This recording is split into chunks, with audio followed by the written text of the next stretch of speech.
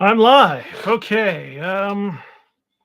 Yeah, trying out some new things here. Hopefully you can hear me. It's we got the dots going, and another impromptu live stream. So I'm just going to waste a little bit of time until somebody pops up into the chat to confirm they can indeed hear me, or someone pops into the chat to say that I'm not being heard, and then I'll just delete this whole thing. But yeah, we have received the new "Hey Hey" from Germany. Someone's in the chat. Can you hear me? Is this working? That's the very important thing before we go any further, because everything on my side says yes. Okay. One person can hear me, working fine. Oh my goodness. Video and audio okay. So yeah, I'm using my main fancy camera now with the main fancy microphone on it, because I found an attachment that lets you plug the fancy cam into a USB port, and here we are. How I guess I should also ask, how is the audio and video quality from the last stream I did? Because as I recall, well, the video was fine, but the audio had some issues. So you just let me know in comparison to the last one how it is. Much better than the last one. That's good to know. This is yeah. Neat thing about the equipment I'm using here, uh, because this is a fancy ass camera. Uh, this room, we can see the pores of your skin. Well, yeah, it is a good camera. Better be a good camera. It cost me 2,500 euros. What is it? Shit, almost 4 years ago now. Um, yeah, the problem with this camera is you need to strongly light the room, because from my perspective, this room is fully lit. I have a light directly in my face so you can see me.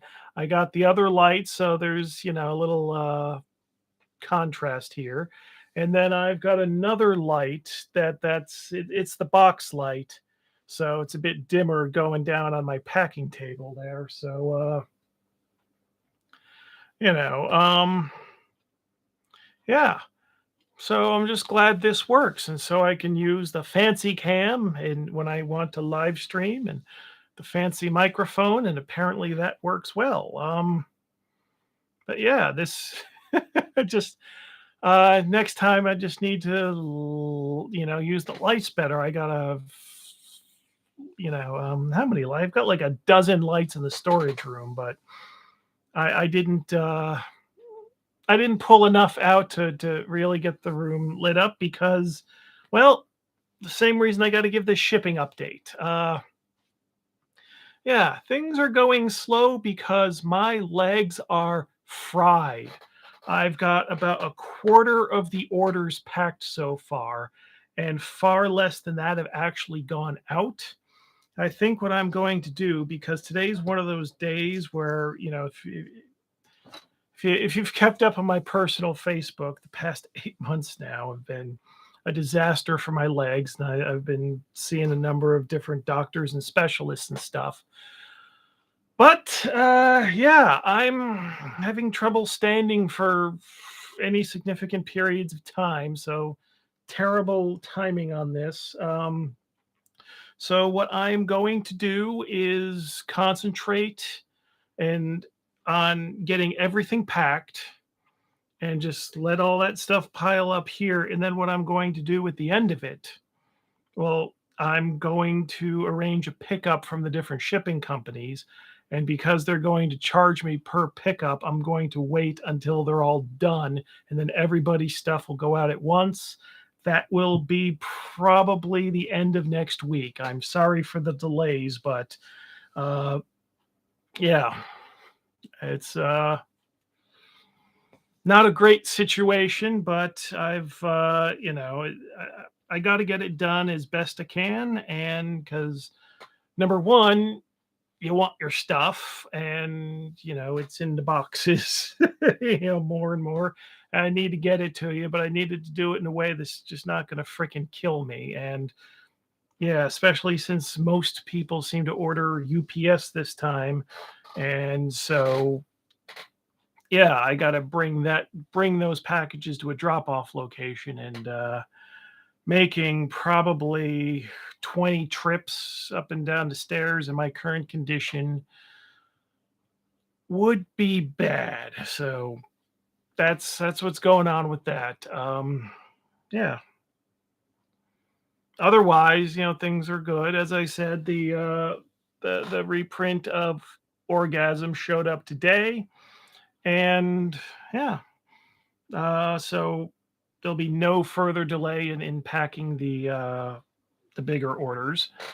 So that's the update. Looks like the equipment's working decently. Giving the update in the shipping. So do we just have a 6-minute live stream, or does anybody have any questions? Yeah, that's. I'm always cool to sit here and do nothing for a little while. It's only 11:30 at night. Oh my god, it's like 4 hours before my stupid bedtime because I can't sleep either. But oh god, life. That's. I used to go to the grocery store and be like, "Oh, these old slow people. Why can't they just move?" And now I'm one of those old slow people. So how do we make this lamentationsy without me just complaining about myself? The reprint of Better Than Any Man, is the interior font size bigger than the free RPG Day version? It's a straight reprint. It's using the same files. So that's we didn't do a new layout because that would have required new art and new everything. It was just just getting it back out there. Yeah, because once you start messing with the look, then you start making content decisions, and suddenly you're tempted to George Lucas the whole thing, and it's just like, no, this give people the things. Just need glasses because I'm getting old. You're all getting old. I see you at the conventions. You're all getting old too. Oh, yeah. Speaking of getting old, the salesperson I dealt with at the printer for the orgasms, that's the same person I used to deal with at the very first print shop that I went to for the earlier Death Frost Doom, No Dignity in Death, Grinding Gear. The place I got all that, the deluxe box set and those booklets. It's like the same person that worked there now, works at the place that I dealt with there. I got that email. It's like, hey, long time no see. It's like, wow. So that's like 14 years at this point, and you're still doing, digital printer sales. That's a hell of a thing. Yeah. So come on, come into the chat, ask some questions, because yeah, I feel like wasting some time. I not tired enough to go to bed. My legs are too fried to stand up and at least for a few minutes and get back to packing stuff. Um, yeah, although while you're here, let's see if I can. Yeah, here's the lighting situation. If I put this up in front of me, I didn't set any lights up in front of me, so you can't see anything in a perfectly lit room. So I gotta, back where, and see where the light, and then here's the blue light side.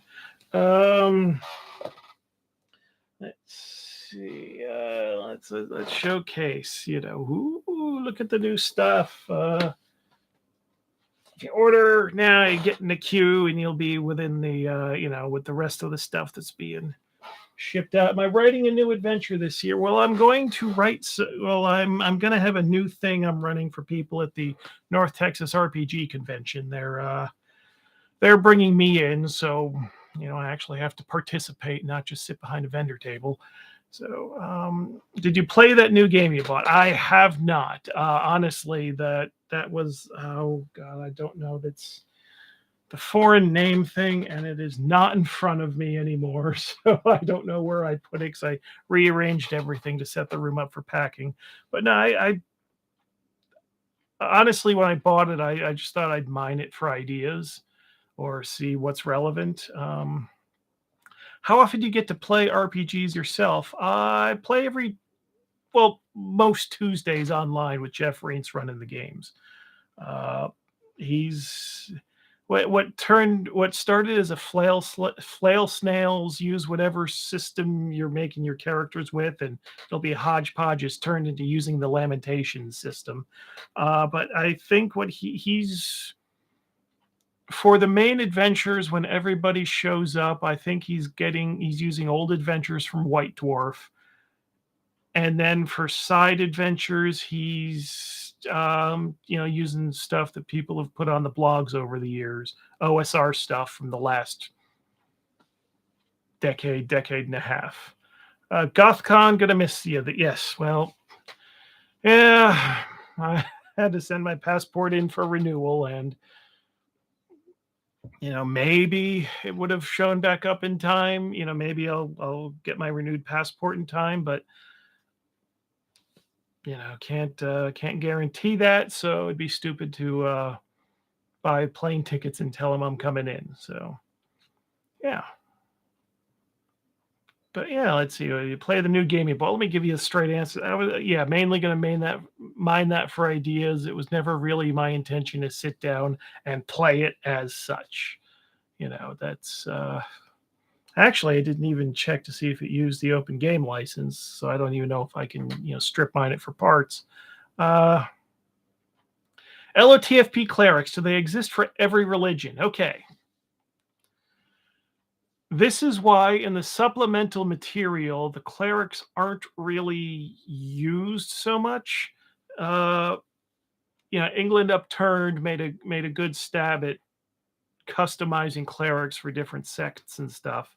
But my problem with the cleric, once you're using the real world as a setting, it's like the cleric doesn't really work. Not or it breaks the cleric breaks the setting, because does every religion have the same cleric with same cleric powers? Are you going to write completely new cleric spell lists for every religion? Are you just going to decide, well, this religion or these religions are real and the other ones are false? And plus, for a weird fantasy game, it having the cleric there defines the cosmology, which you don't necessarily want to do. So when I run games, uh, the cleric spell list is just put in, combined with the magic user spell list, with the main effect being that healing is a lot more rare. Let's see. Ever considered making all spells available for first level? Yes. When I run games, I've got all the spells from LOTFP and Eldritch Cock and Vaginas or Magic and a whole bunch of OSR, OGL sources in one master list. And yeah, and they're all available at first level. It's just this one big random chart, to roll on for magic users beginning spells. The one problem with that is we don't have the custom failure effects, because I use the Vaginas or Magic, the weird magic system that's in that book.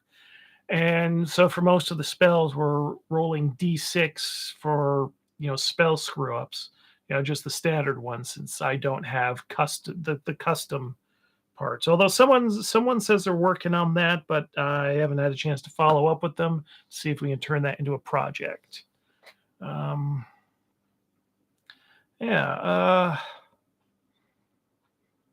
Never used LOTFP with the real world setting. I like weirder settings. Now, the reason I like the real world is the problem I always had running like Dungeons and Dragons back in the day is you've got Keep on the Borderlands, you've got the Village of Hamlet, as like starter locations of representations of the world, and they're not normal. I mean, take a look at Keep on the Borderlands and see just how many magic items there are in that space. And of course, the village of Hamlet is this nexus point for all this intrigue. And there's never a sense of the real world because magic is everywhere. And it's like, okay, if magic is everywhere in the keep, if there are so many high level characters and secrets and stuff in Hamlet, it's like, okay, well, when you go to the moat house, if you go to the caves of chaos, what's different? That the people there are green, and instead of whatever. Well, Keep on the Borderlands, the design is brilliant because it doesn't define the culture or give any names. Everyone's just got a title, so you can put that anywhere and say, okay, oh, they're Japanese, oh, they're from the Congo, or so that's pretty brilliant that way. And Hamlet, I don't know. Yeah, I don't know my Greyhawk lore to know the ethnicities and the skin tones of all the various people. So I don't even know if the village of Hamlet would be white people. Not that it much matters, but if you're wanting, if you're using the village of Hamlet as part of Greyhawk, that stuff might matter. Have you pre-ordered your tickets to see Dungeons and Dragons: Honor Among Thieves? I have not. I'm so behind in my Dungeons and Dragons movie.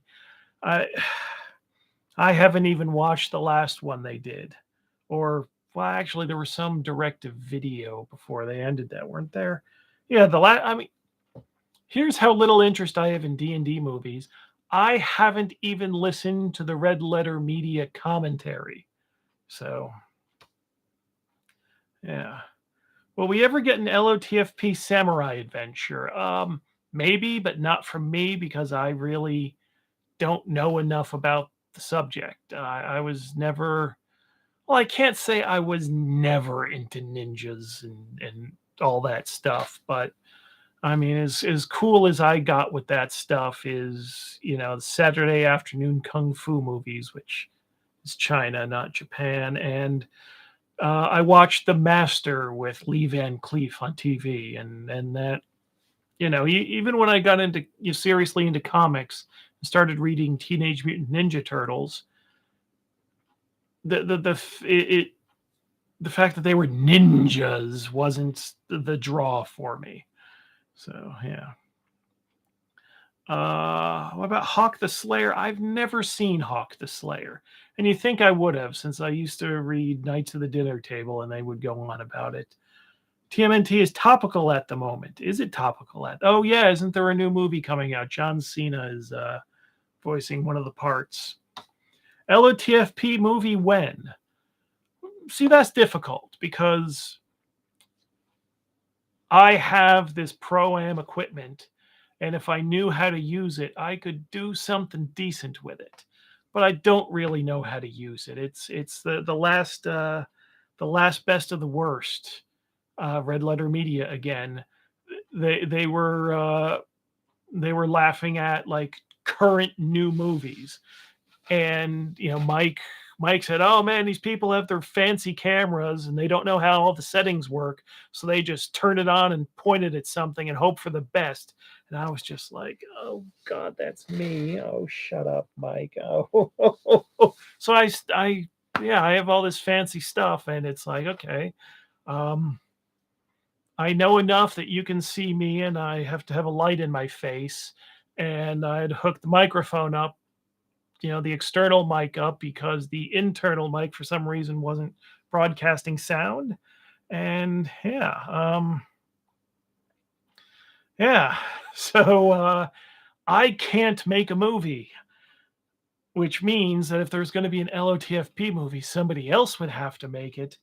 And it would be one of those license deals where it's like, okay, you can give me money for the rights and then I can't ever look at it again. It's just like, just I don't want to see it because all I'll do is complain because you're gonna do it wrong. So just give me the money and go away. um, okay, what did I miss on the shipping update? Basically, my legs are completely screwed, so I'm slower than I was really hoping to be in packing the stuff because I can't really do that sitting down. I tried, and that was a mess and a disaster. And I'm much slower in getting the stuff to the drop off point. So I'm wanting, intending, even with even if my legs don't improve over the next week, I'm intending to have everything packed by this time next week, and calling the companies as a last resort if I have to come just pick everything up at once. All, it's the three different companies I use. So yeah, everything will be out the door by the end of next week, which is a full week longer than I'd hoped, but you know. um, let's see. If you had a massive budget and can realize the vision in your mind, which LOTFP adventure would you want to make into a film? Okay. It would have to be something. I don't know. I don't know. Now you're making me think. Well, for my mind, Death, Love, Doom. That would have a lot of very strong visuals, I think, and that would, you know, yeah, Death, Love, Doom, because it has a backstory. It's got living, mostly characters to interact with.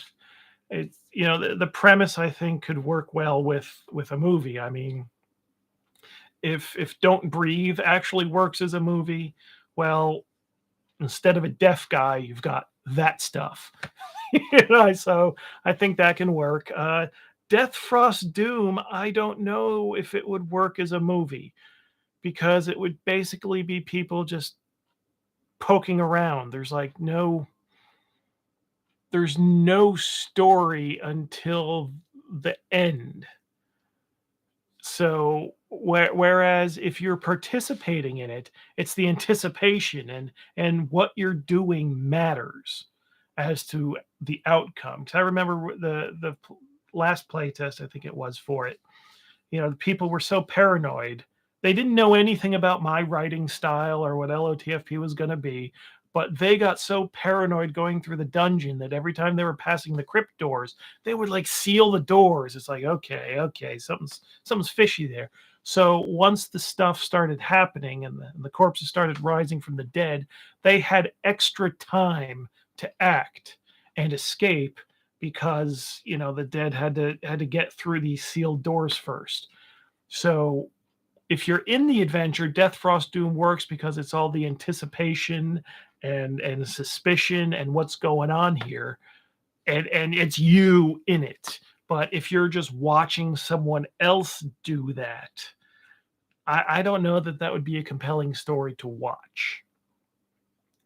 Um, yeah, but Death, Love, Doom, I think would work. What else would work? Oh god. See, now you put me on the spot and I completely blank out. It's like adventures. We have adventures? Oh. Whew. Um yeah. Let's see here. So a great documentary that's very LOTFP, Woodlands Dark and Days Bewitched, a history of folk horror. I think that's, at least in Finland, I think that's streaming on HBO Max. So I haven't seen it though. That showed at Night Visions when it first came out. Might have been last year. I don't know. I lose track of the years. But I generally avoid. Not that I'm against documentaries, but when I'm going to a film festival, I've learned the hard way that sitting through documentaries is not the way I want to spend my time.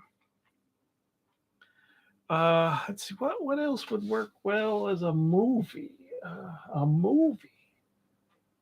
Yeah, the problem with movies is the movies require stories with beginnings and middles and endings, and adventures are pretty much setups and a premise and a location, and it's like, okay, you can put a story into it, but then, well, I don't know if you can say based on a true story and then do all sorts of possession movies and cocaine bears.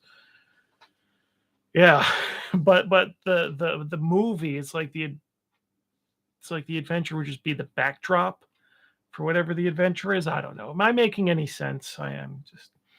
Seal doors remind me of the last group that I ran through just a stupid dungeon where they cut all the seals. Very good. Strict time records must be kept is a great story. You know what that would be funny as? A Doctor Who episode. I think yeah, yeah, strict time records actually make that a Doctor Who episode. So there's all the jokes about the doctor. No, not that one. The doctor. No, that one. The doctor. Oh yeah, that one. So I think will we get a cocaine bear adventure? Um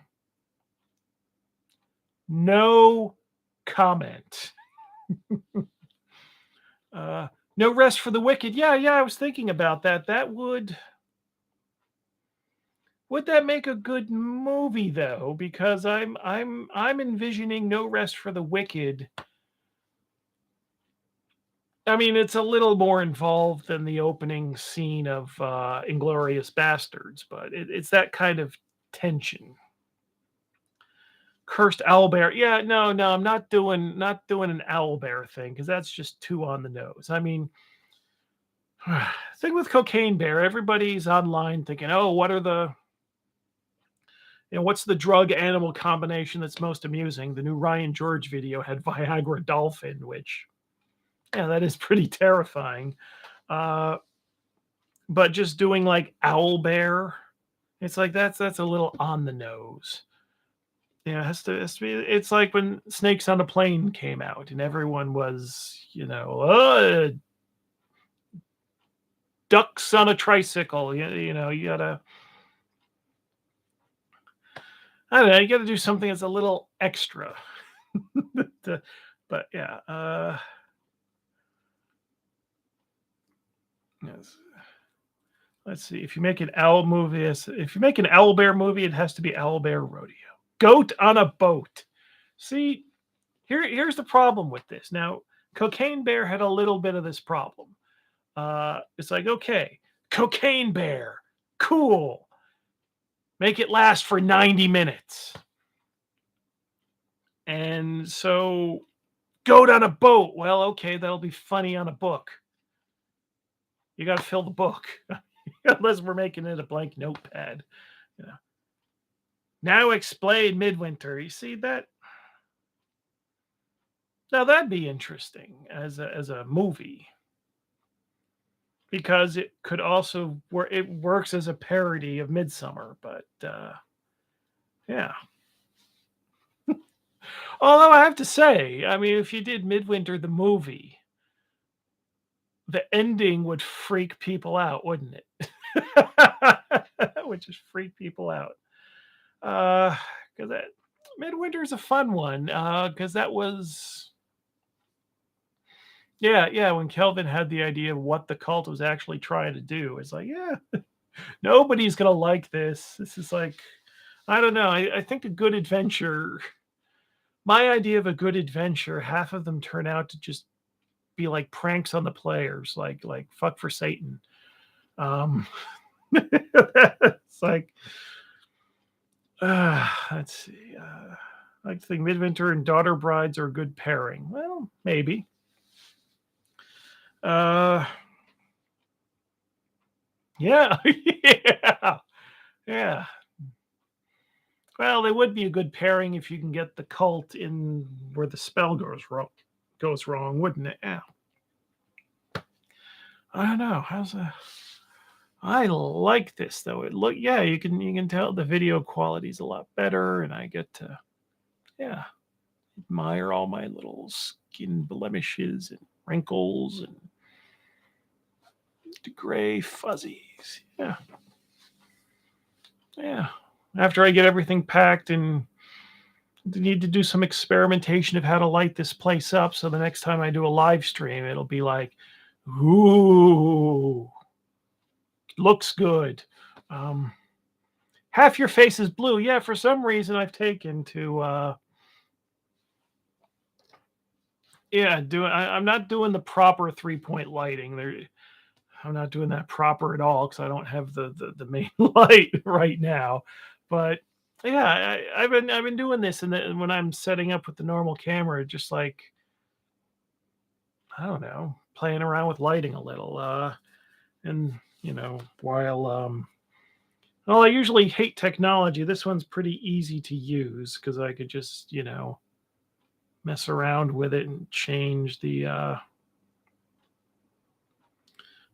color. I can put it on a loop, cop car, candlelight. There are some other neat things we can do here. Yeah, because this is quality live stream content. So watching it's supposed to be a TV screen.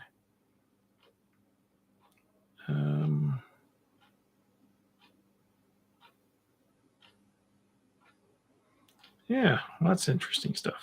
Lightning,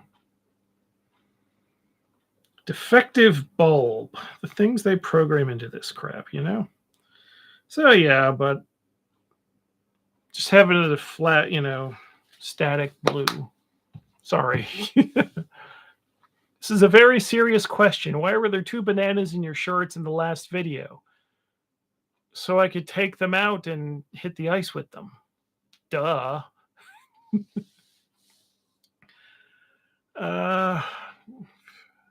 Next video, put chalk outline of the floor and police tape in the background of police flashing a light.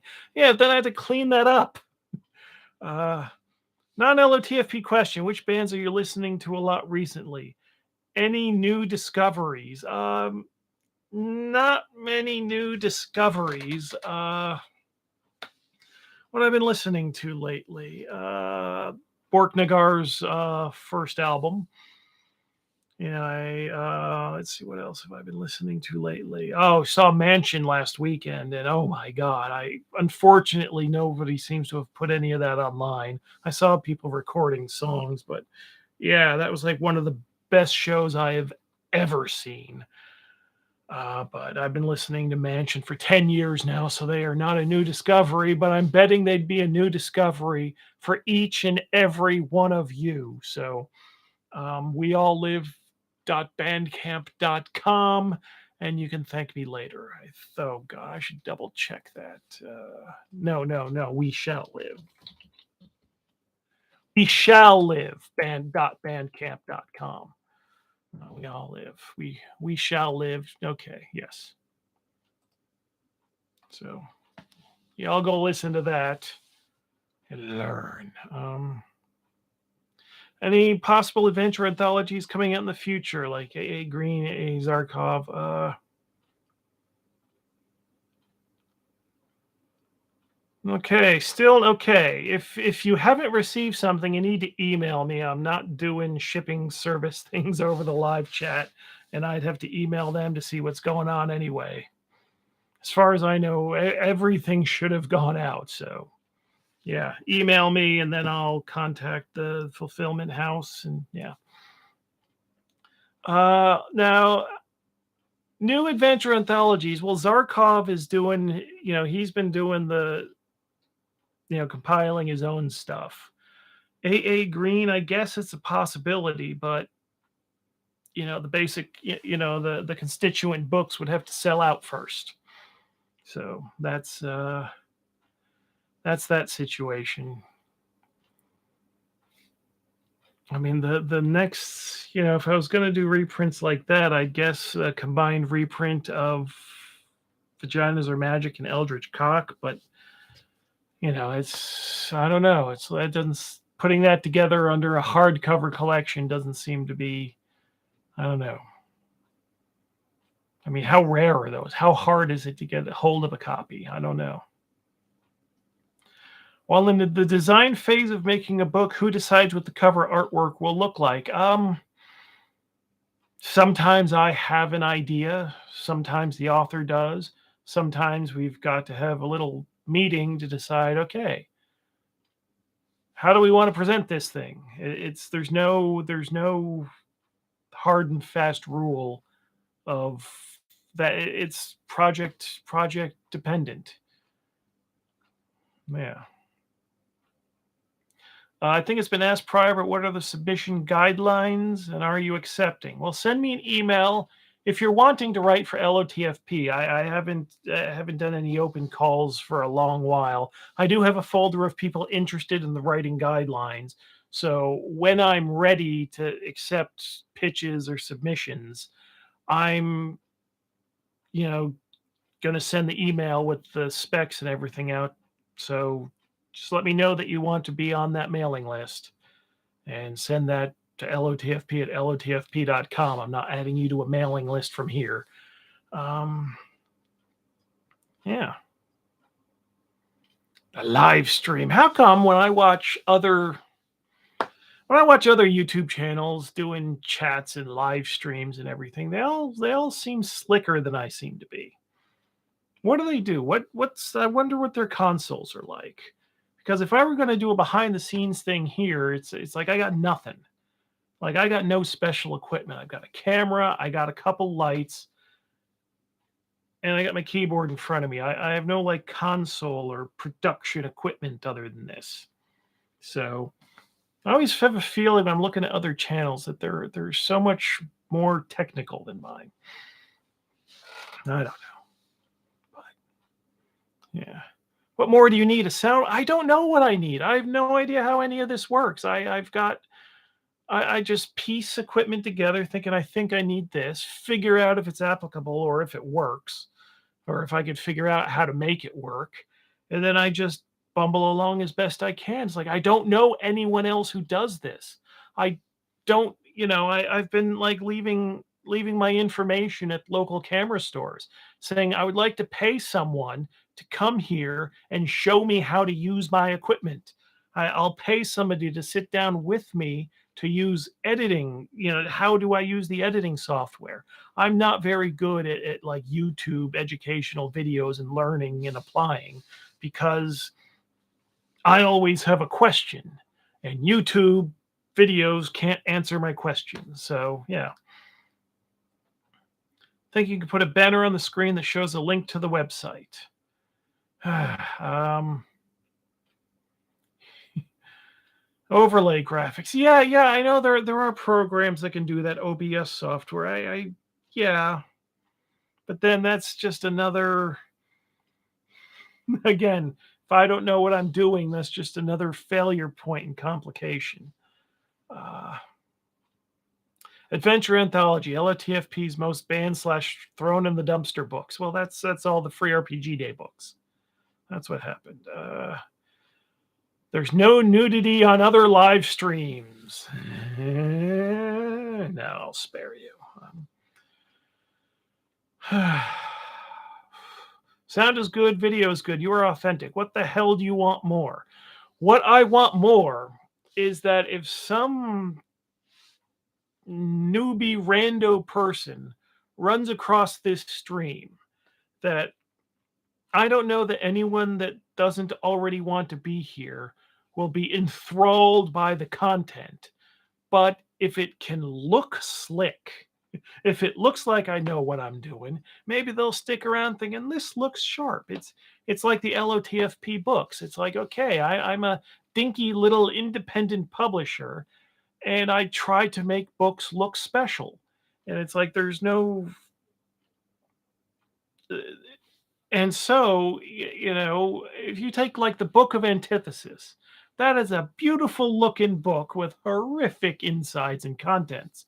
But if you put that book next to just about anything, or Red and Pleasant Land, put those books next to anything that the role playing industry has ever produced, and they belong. They hang just fine next to anything. And I think I know it's probably not good that I put all my technical errors up and like the abortive first attempt at the live stream last weekend that stays up because I think it's funny, or someone left a funny comment that is like, oh, I can't get rid of that. That was funny.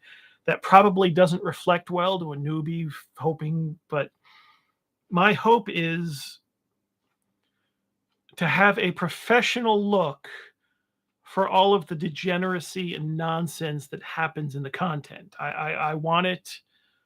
What I want is to set this place up and hit live stream, and people think that production's put together. That's what I want. Let's see. Let's see. Are you still dead set against the monster book? No, actually, I'm not, because one of the things I'm doing to move the referee book closer to completion is there was going to be a bunch of sample magic items and monsters in the referee book. And in an effort to keep books from being 700 pages, that's going to be split up into two books. So, like the main unit of the referee book, and then the monsters and magic items were as this plan keeps going back and forth, but just for page count purposes, that's going to be its own separate thing. But they're all like strange monsters that you can't possibly just use as a normal like monster manual to just populate your game with, because, well, you'll see. You'll see. Uh, let's see. I think you did a good job with all the books lined up in the background last stream. Yeah. Again, for people that popped in with the fancy camera here, it's so not sensitive to light. This room is fully lit. If you were here live, this is like a lit room, but the camera, I got to have a light like right in my face, to the point that, if I put something in front of me, you can't see it because the light is there. So next time I do this, I have to have a light, behind the monitor next to the camera, and gotta get another couple lights to really, if I'm wanting to highlight something. So yeah. Uh, just make the ref book massive. No, because it's a 700-page book is no good, I think, unless we're gonna have like Bible thin pages. Then maybe it could work. But at a certain point, a book just becomes uncomfortable to read. Like the comics, like the big omnibus hardcovers they're putting out for old comics now. It's like the old big black and white soft cover Marvel compilation books, like 600 pages, but like you can lay back and you can read them. You try to do that with any of the new hardcover million-page omnibus things, and you're gonna kill yourself leaning back and like, oh, this book's so fucking heavy, and you're gonna brain yourself. It wouldn't be out of place for LOTFP to release something blasphemous like a Bible. Well, if somebody had an idea for it that would actually work, or that confuses me enough to think, oh, I just must not be smart enough to understand this. Have a video series you invite other indies on and talk about their favorite LOTFP book. No. I'm not contacting other people and say, hey, want to come on and talk about me? The hell is that? That's if I was going to have guests on, I would want to talk about them. That's what you do when you have guests on. You don't have guests on to, have them blow smoke up your ass. Jesus.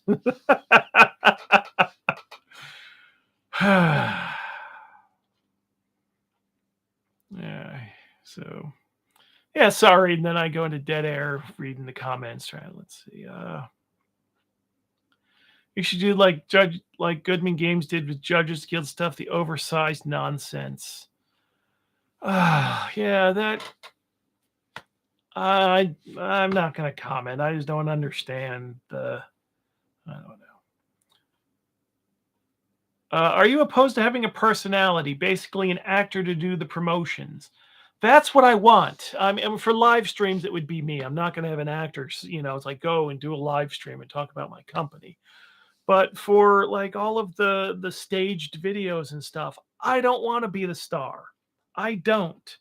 The problem is I have ideas for what I want. I'm the big hairy dude energy. I don't need another big hairy dude to come in my place. And I like the idea of like having a woman doing the presenting and the woman doing the goofy stuff because it's contrasting energy to what we're usually just spewing out. Uh, the problem is finding someone who is a good personality on screen and is willing to do this. And I have a problem that my studio is in my living room. So that's a good casting call, wanted someone to do promotional videos in my house. I'm sure that'll go over well with a professional that I'd have to pay. Maybe a round table with other creators. See, then I would have to learn some new software and get everybody's faces up and then go through the rounds of, okay, are you willing to be seen on camera with me? No. Okay, fine, And then, okay, we've got 3 or 4 people who are willing to all be on camera together. What's your schedules? It's easier if someone else organizes that because I can be up at 4 in the morning to do a round table, but trying to herd the other cats, I don't like that.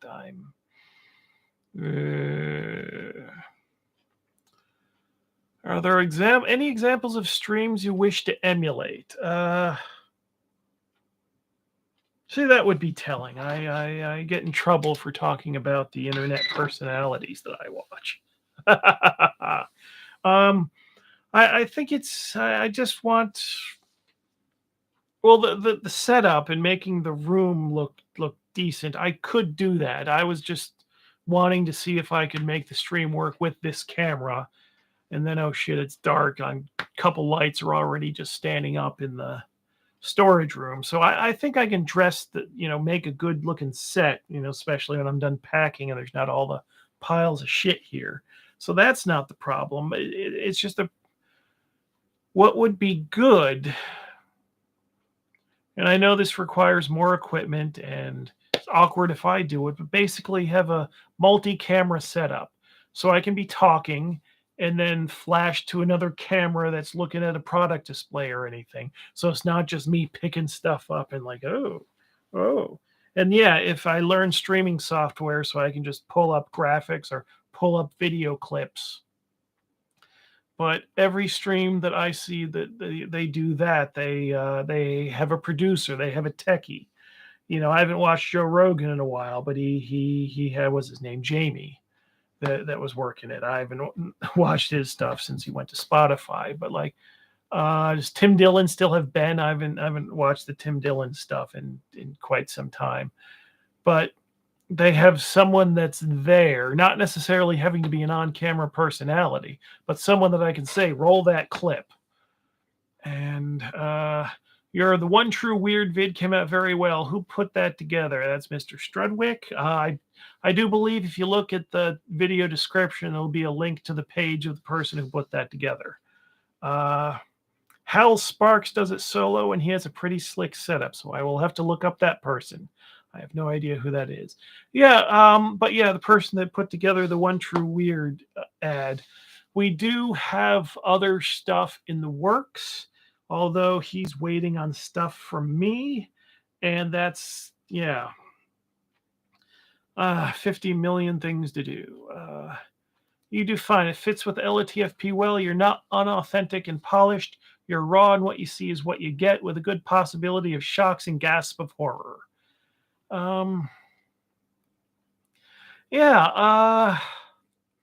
don't know. There's raw, and then there's amateur.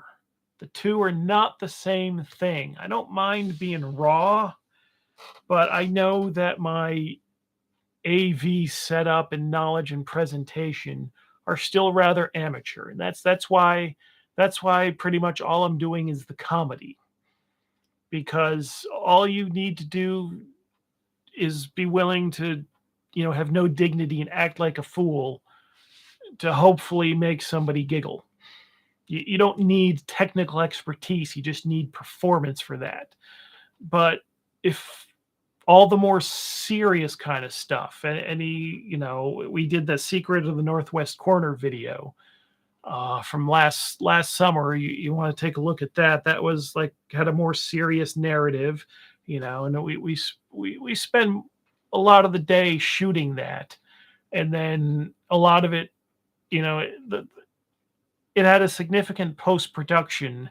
Was the person that did that was the same person that did the One True Weird, because I have no idea what I'm doing. I'm taking this camera outside and doing the different shots, and apparently the white balance was all different in all the different shots, and so it needed decent post production to look good, and then that was just a few minutes long.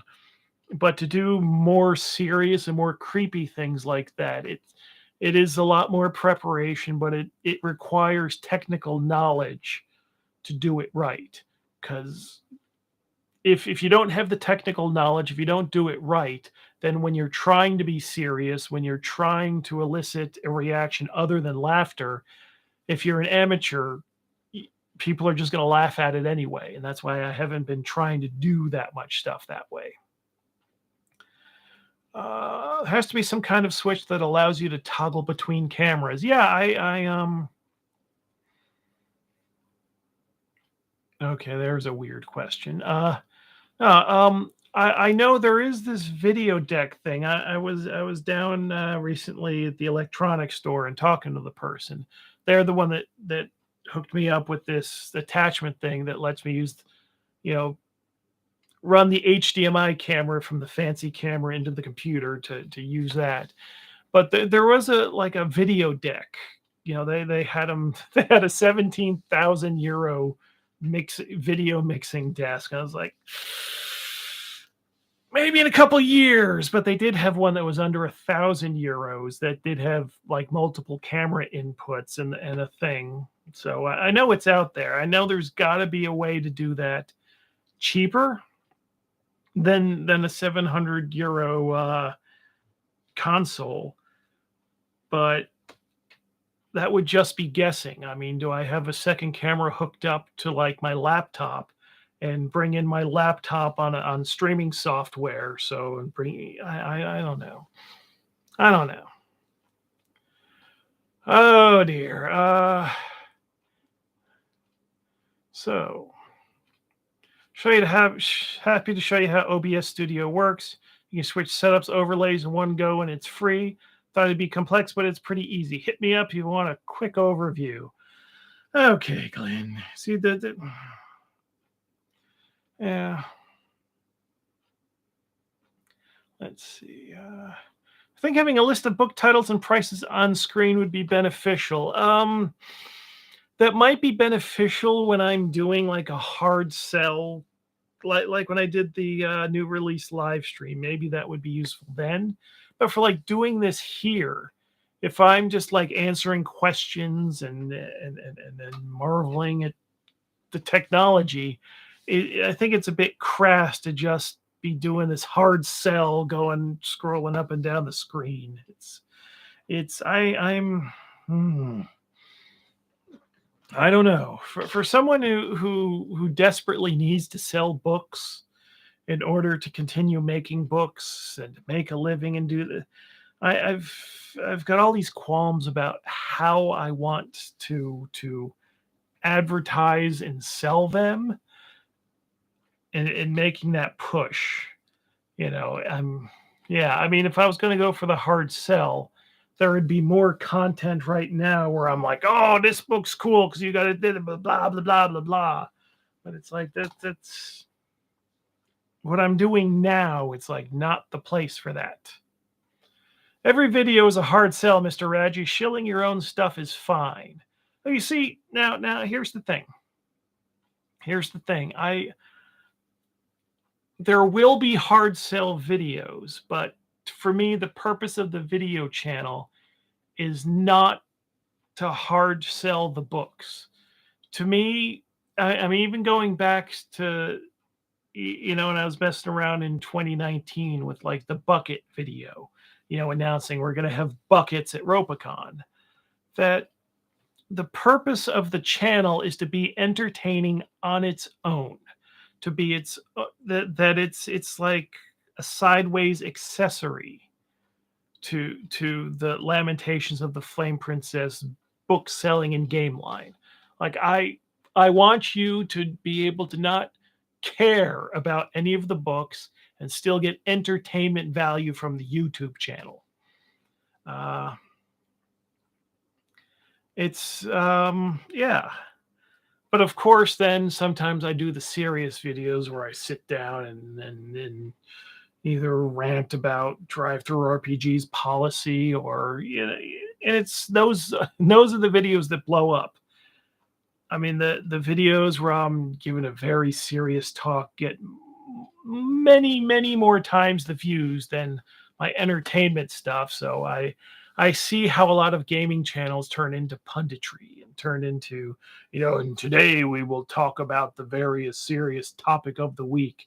And here's my full essay, blah, blah, blah, blah, blah, blah. It's like, if I got something to say, I'll do one of those, but I don't want my channel to be having to find things to do that about. So, yeah. So, yeah, using the channel as a hard sell, as a core purpose of the channel is like, no. But what I do want eventually is to get the technical knowledge or get the help to be able to have more of a balance so that the content on the channel has the same atmosphere as the line of books. So we do goofy shit in the books. So the goofy shit I do, it doesn't not fit, but there needs to be more serious, creepy content on the channel. I think, every video will have viewers will have never seen you and have no idea what you sell. So you're either selling you as the personality or your stuff. Man, that's scary, depressing, and probably true. Yes, well, if someone has no idea what this channel is, and you're here an hour into the live stream or watching this later going, what is this? What is this? I am James Edward Radji IV. I am the publisher of Lamentations of the Flame Princess, a tabletop role-playing game. And if you go to lotfp.com, you can read more about it. We've got a Facebook group. The fans will talk your ear off and throw memes at you. It's inspired by independent horror movies and the old Lovecraft and Clark Ashton Smith pulps and underground heavy metal. It's yeah. See, that's what happens when I got to do a hard sell at a moment's notice. I need to prepare. I need to yeah. The cover artwork and LOTFP books are very striking. Don't underestimate. I don't underestimate them. I'm we can't hit a home run every time, but I hope that they're all at least quality. Although, see, I don't know whether the problem with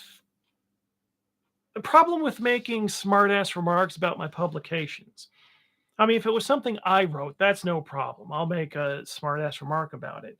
But making a smartass remark about a book that somebody else did, then that strikes. It's like people aren't going to take it in the humor that it's intended with. So, I don't want to do that in case I hurt someone's feelings. So, like, I'm not doing another thing for you. You shit all over that last thing, you fuck. It's like, no. I was just talking shit online. I say show the covers. Well, yeah, this is the one I'm going to show because this is the. Yeah, I think that's.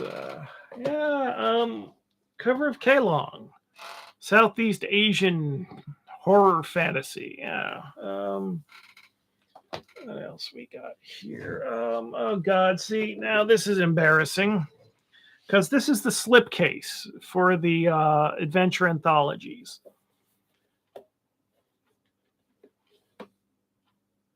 Uh, Blood, Fire, Death. And the joke of it was is that there's a Bathory album, Blood, Fire, Death, that uses the original artwork from the old artist that oh God, we used it for the oh God, I can't even remember the artist's name that we ripped. You know, it's old art from the 19th century, I do believe. And it's, the Wild Hunt. And I thought it was funny to insert the LOTFP characters into the scene. So it's like, it's Bathory. Well, the Bathory album is where I got the idea of naming the adventure anthologies Blood, Fire, Death. So when I decided to do the slipcase using the same artwork from the album, made sense. And now I'm deeply concerned I'm talking shit and mixing things up. No, that is yes, that is the Blood, Fire, Death cover art. Yeah, the Aha by the original artwork, The Wild Hunt of Odin by Peter Nikolai Arbo. And then Yannick Bouchard blended in the LOTFP characters onto that. So, yeah.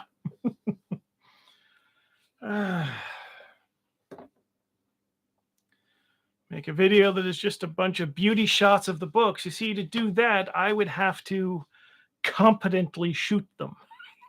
that's that's the basic problem with because from 2020, I think in the fall of 2020, we did a promo video, and I shot the books that were used, that were put into the graphics of that thing, and it doesn't look right. And it's like, let's see. What does Better Than Any Man look like underneath the dust cover? Well, I know it was unrealistic that I was going to keep it a secret that it was a dust cover, but I'm not going to tell. I'm not going to tell. I'm not going to tell. You'll have to find that out for yourself. Let's see. I wish Zach would let you publish his Cube World setting for LOTFP. Zach himself is way too difficult to deal with to order the stuff from him. Take a bullet for the team and do it for us. Well, after the January 1st video, the door is open. I've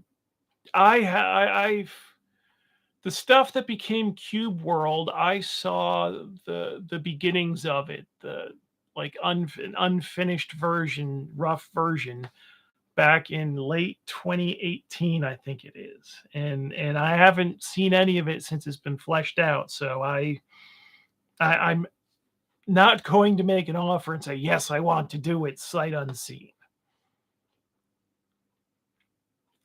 Let's see. You said it was a straight reprint. Is that talking about Better Than Any Man? It is a straight reprint, but it's a hardcover and not a it's a hardcover and not the original booklet. So yeah, give us what we need. Slugs too. I see. Well, I don't know. I mean, with like the spider slug, it's like I was already running out of ideas for that one. The new batch, very good. Yeah. I don't know. The between the muscle slug and the love slug and the breakfast cereal slug, I think you got enough slugs. I mean, what more do you need? What more do you need? Because the problem with that is now what's popping into my head is social commentary slug. I'm sure people would enjoy that. Let's see. Can we talk about 1D4 Chan for a second? Well, yes, but maybe tell us what that is. I don't know what that is. Those jerks describe Broodmother as tries to be full of 90s tood, just comes across as a bit desperate. So mad. It was 80s rad to the max I was shooting for. 90s to what? Broodmother Sky Fortress 90s tood? I mean, maybe if you're considering like Teenage Mutant Ninja Turtles or Biker Mice from Mars, and here's Shark Elephant Centaurs. But I don't think that was 90s dude. I mean, geez, it's got the goofiest premise. It's like, yeah, these centaur shark elephants are flying around on a city, and the back cover was goofing on keeping the borderlands, which I can't believe we got away with. And it's like, what attitude? This is a Jeff Reins adventure. There's this like he was in an accident when he was young, and he had all of his attitude. It had to be surgically removed to save his life when he was in his 20s. It's like, what attitude is coming from Jeff Reins? See, and this is the thing now. I don't know if Jeff is sitting there going, I do too have an attitude. It wasn't surgically. See now I'm just probably making it worse. Yeah. Yeah. It's becoming clear that people don't actually know what the 80s is. People forgot about perms. Well, if you're going to remember the 80s, you don't have to remember everything, including perms. It's just, people, leave your hair alone. You don't need to style it. You don't need to cut it. You don't need to color it. Just leave it alone. Maybe use conditioner. Just stop messing with your hair. Everybody looks better with long hair, except for people who are going bald. And it's not like cutting the hair. Go full skullet, because my hairline. I'll use this side. It's starting to go a little bit. I'm fearful that nobody's telling me what the back of my head is doing. So, maybe in 10 years, I will be all balled up here. I'm going to keep the long hair here and just be like, grrr. Look up the band Niflheim. That's what I'm going to look like. Or Devin Townsend in the early 2000s, or was it late 2000s? Devin Townsend, when he was going, before he shaved his head and he had his skullet going, it's like, if I got to lose my hair, that's how I'm going to do it. I'm not, you're, the only time you will ever see me with a completely bald head is if it all falls out. Because I'm not gonna do that graceful thing where, oh my god, I'm gonna shave the rest so it looks good. No, I don't know. I can't even look at I can't look after myself enough to prevent having like these chins. I don't need to see how many rolls I got at the base of my neck. I never want anyone to see that. So just seeing the stream was on. What's the updates? The updates is new equipment I got going on here, and it seems to be working. And as far as the shipping, my legs are toast, so I have not been able to pack as fast as I had hoped. The plan is right now to have everything out the door by the end of next week. So much longer than I was hoping. I was hoping to be right on top of it, but health issues. So yeah, but also the new printing of Orgasm has arrived today, so there's no further delay in packing any of the orders. So yeah, I think from now on always needs to be by pickup only mailing. Yeah, elf issues. Yeah, if only it was elf issues. And now my left eye is tearing up. I wonder if it has to do with the fact I got an LED light right in my face. Yeah. Oh, crap. You can see the door. Oops. That's not good production values. Thanks. You need new legs. Yeah, no shit. Now what I do need to do is lose weight. Yeah, I'm a yeah. Well, scroll back through my personal Facebook and you'll get all my health issues and all my blah blahs. I don't need to go for the sob story here. I don't want you to, if you feel sorry for me, just buy more stuff. It'll take about a week at this point to get all packed up and shipped out. But, you know, that is what it is. But yeah, everything going swimmingly. Thinking about getting robot legs. I've wondered because my legs have been screwed up for since July now. And sometimes I wonder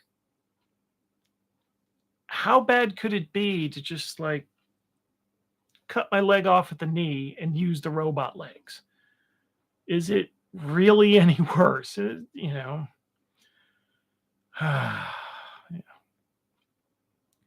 Which adventure do you think is the most unforgiving to the players? Do you consider any of them impossible to clear?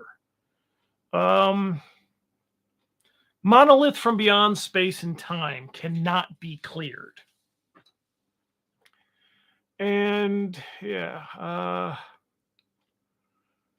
well, I will put links. You can get to the web stores through lotfp.com. I do not know how to alter the description while I am live streaming. I'll have to do that after the stream is done. But yeah, Monolith from Beyond Space and Time, which is contained in Adventure Anthology Fire, which also has God That Crawls, Doom Cave of the Crystal Headed Children, and Tower of the Stargazer. So if you're looking to get into LOTFP and you notice the rule book is like just a table rules reference, and you're like, what do I do with this? Adventure Anthology Fire. That I think has the best collection of good starter adventures, both starter as far as for a beginning group, and also introducing you to all the weird shit we do. And it's not too ew. That's Adventure Anthology Death, the most hardcore stuff that people pretend LOTFP is all about, but it's it's in a minority of the books are worse stuff. Adventure Anthology Fire is the one to go for if you're wanting really. That's the book if you want to find out what this lamentation stuff is all about. And people in the chat can correct me if I'm wrong about that or give their own suggestions. But yeah. More dead air as I look for the chat for more ideas. Because it's after 12:30 at night and I've been doing this live stream for an hour and 12 minutes. And for some reason, I don't want to stop. Which spell do you think is the coolest? Has to be Summon. Summon has to be the coolest because, yeah. Glenn Seal of Monkey Blood Design, who has won any awards for cartography, asks, what's the best RPG map you've ever seen? Now, how to approach that? Apart from mine, obviously. Oh, yeah. Now save yourself. What's the best RPG map I've ever seen? What is the best RPG map I've ever seen? Is it something that I've published? Best RPG map I've ever... You know what looked cool? Those isometric maps that TSR was doing in the 80s. Ravenloft, and at least the first Dragonlance had a cool map, I think. Getting that 3D kind of thing going on. Maybe I should mess around with something like that. Things that not only are functional to use in a game, but physically give you an idea of what the space is like. Because one of the weaknesses of the top-down standard gaming map is like, okay, utility for gameplay, but it gives you no sense of what the environment really looks like. Even if it's dressed up, well, I was just about to say, even if you dress up the maps like DCC, Dungeon Crawl Classics. Now, I haven't seen their stuff for a couple years, but for the first big swathe of their modules, it's like, okay, these I consider the design of their maps that the look is more illumination, it's more decoration than actual stuff, which isn't a bad thing. I mean, they're dressing up what's normally a very bland thing to look at, so it's not bad. But I think that the maps, the the the best isometric RPG maps that really make a location, an adventure setting, come more to life. I think those are better. Yeah. Verticality is often missed from a lot of maps. Well, you see, verticality is not only missing from a lot of maps, but because a lot of people design adventures from a map, verticality is then missing from the adventure. Uh, how do I explain? Like Tower of the Stargazer, I tried to make three-dimensional. The actual maps are your standard flat format as far as the graphics go, but I tried to make it so if you're in there, it's not a linear thing. You can use the elevator and go up and down. And God That Crawls was doing has a lot of that same thing. It's got the maze, but there are so many points that you can go up or down a level on them in the maze, so it becomes a 3D environment. Again, it's not it's the map, it's more of a standard presentation for the map, but the actual environment is more 3D. The God That Crawls is what caught my eye and got me into LOTFP. Fantastic. Again, the God That Crawls is now contained in Adventure Anthology Fire, which you can get from lotfp.com. Yeah, let's see. God That Crawls, yeah,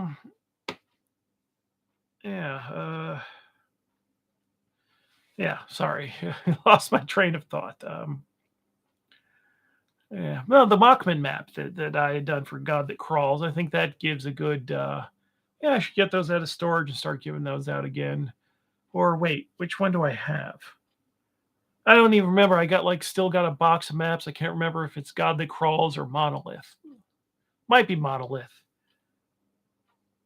So where? Oh god. So then, I think the PDF of God That Crawls has the Mockman map attached. Yeah, this is how on the ball I am. I don't even know where my own stuff is.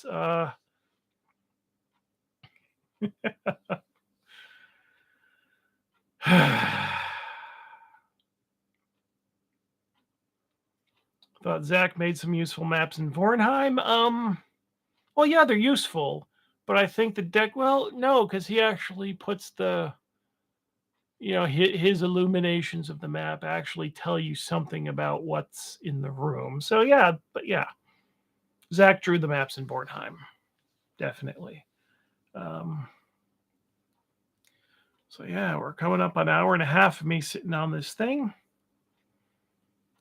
Give me some more questions. I demand questions.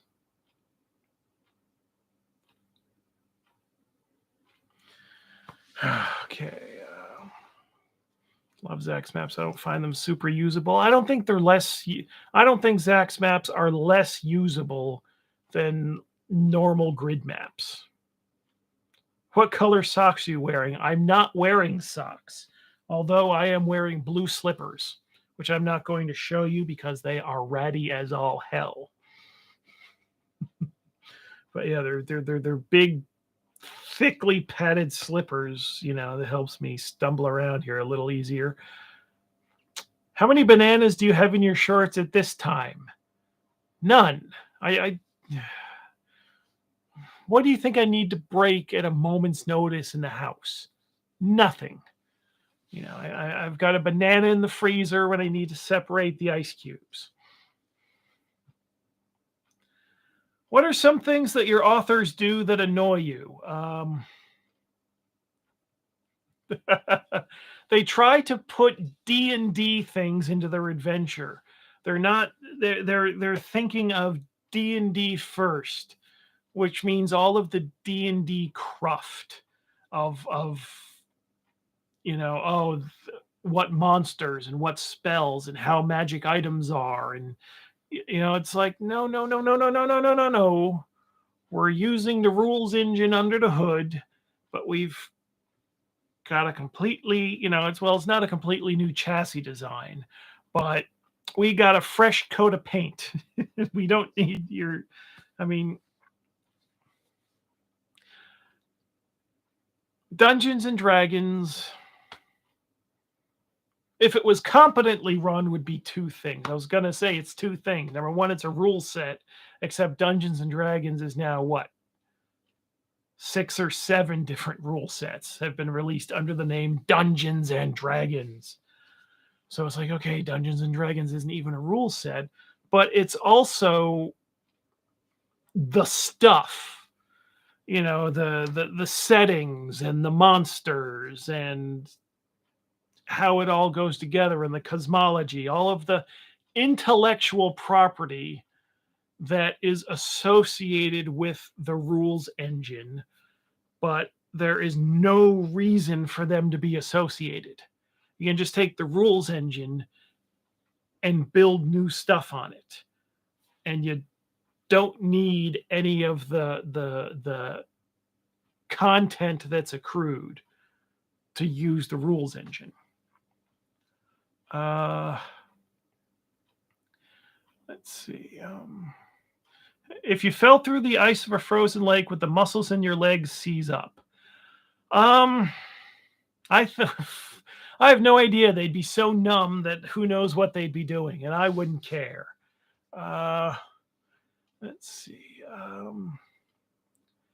Do oozes and gelatinous cubes count as D&D stuff? I think a gelatinous cube does. That definitely does. Oozes and slimes, though, I mean, it depends how you present it. I mean, if you're having a psionic gray ooze, yes, that's D&D stuff.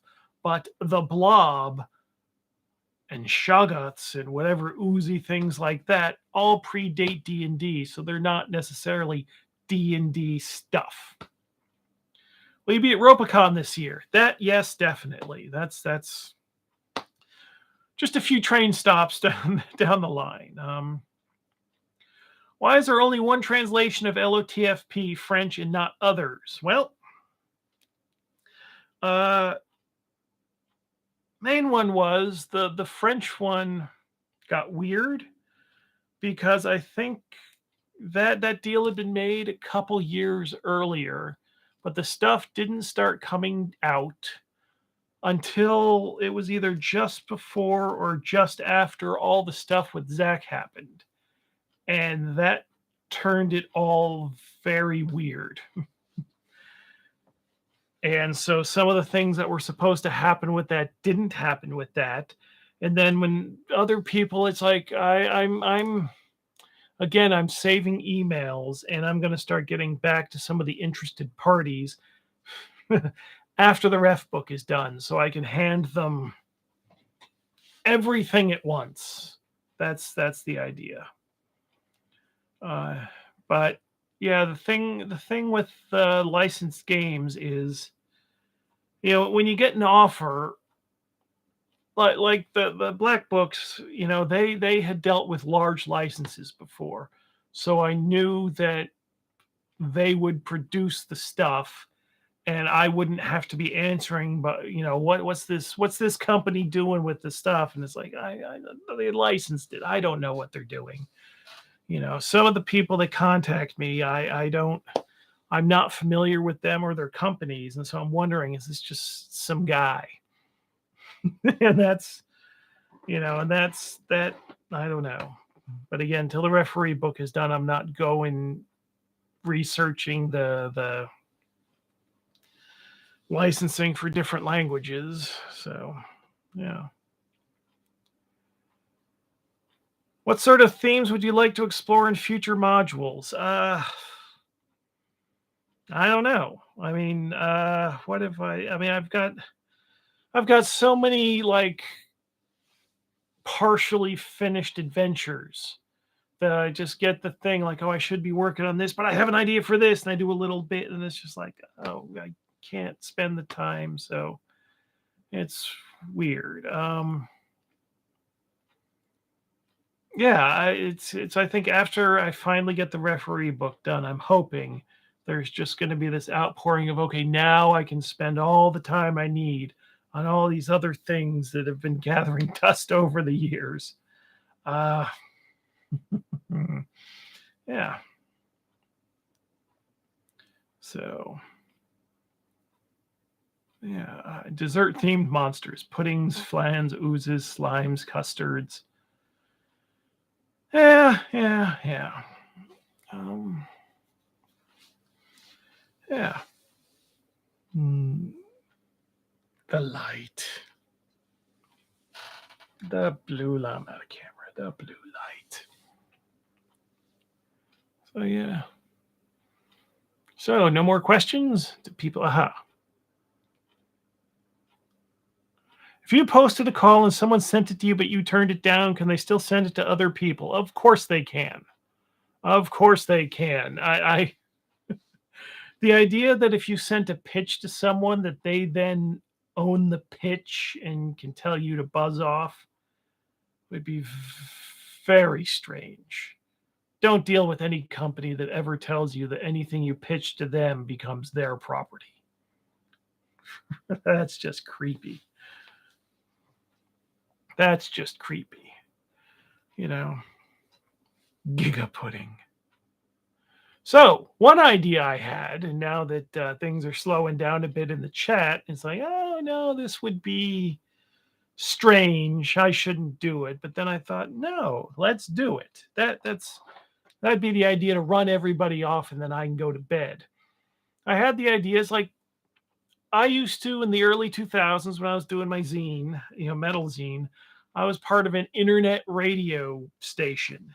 So I would be a DJ and play music. And you can't do that on YouTube, really. You can't just, it's weird. You get copyright strikes for using other people's stuff, yet, like, every album on earth is available from non-official sources where someone just uploaded it, and some of that stuff's been up for 15 years. I don't understand, but as I understand it, I just can't play tunes over the channel. So I thought, well, what if I just did like a lyric reading, like it was poetry or something, right? And it's like, that sounds like a shit idea. Nobody wants to hear it. At some point, I'm going to do it. And unless the questions in the chat get better, tonight might be that night. A drugged pudding adventure with Syl Bosby.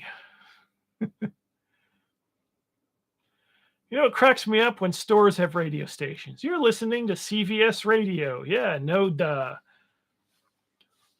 Why do the people who produce the music or produce the compilations or who choose the music in stores seem to have absolutely no taste? Has anybody ever gone into a store and listened to the ambient music, even if it's hit music or oldies? It's never anything that anyone's going to care about. It's like the music is there just to dull your mind. So you want my it's like if you're going to have music, it should grab your attention. That's what. So, yeah. We're now an hour and a half into this live stream. It's up to you, people. What do you want to happen? Do you have more questions? Do you want me to do the awful lyric reading? Do I go to bed? Quick, ask a question, my wife, who is not a poetry fan. Poetry fans. Does that okay? Supposedly 20 people are watching, not necessarily 20 people in the chat. Yeah, see, someone's leaving. Oh God, poetry. I'm not going to ask somebody explain poetry to me because that's silly.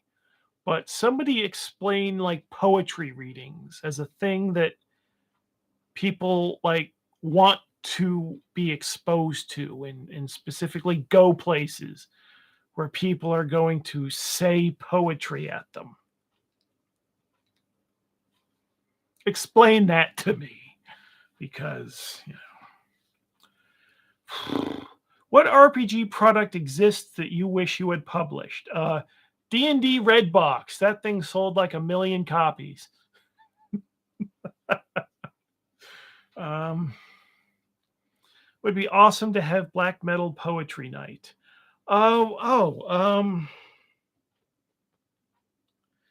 There was a channel years ago. The videos are still up on YouTube where it's a guy, with a pipe and a suit, and he's like doing lyric, heavy metal lyric readings, but doing it like all, oh, this is all hoity-toity pompous.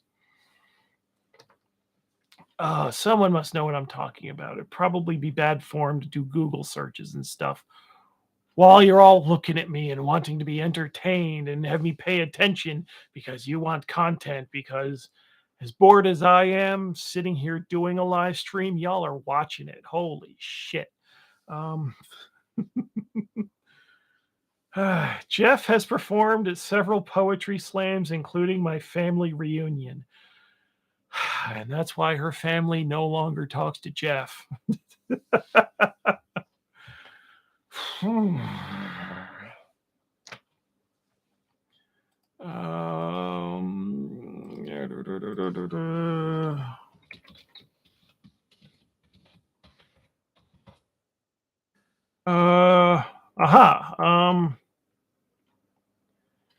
Okay, it was Metal Outlaw TV that did that like did posh readings of heavy metal lyrics.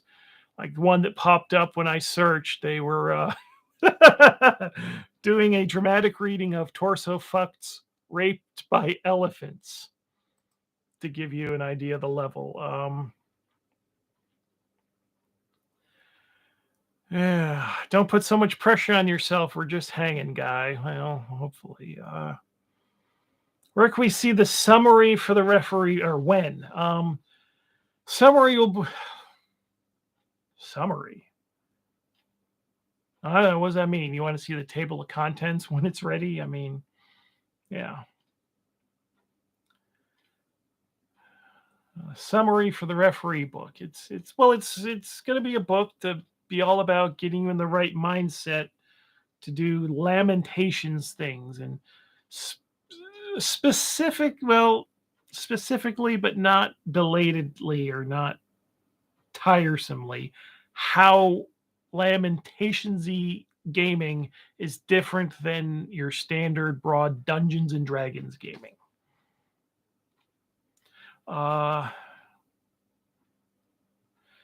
Okay. Do you know when the new stuff or reprints will be available in the U.S. store? It won't be. It's all limited run stuff except for Beware and Magic Eater. Those will have some copies in the U.S. store, but it will be several months because they are on the slow boat going to the U.S. Everything else is just U.S. web store, and I'll bring them to conventions and such. But yeah.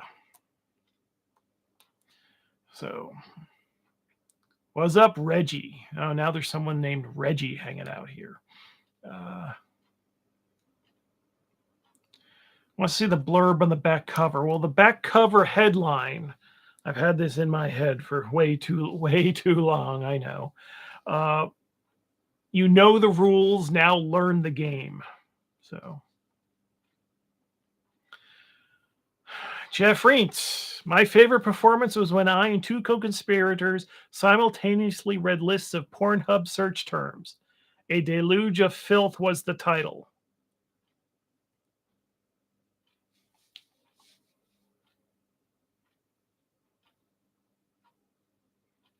What in the world do people look for on Pornhub?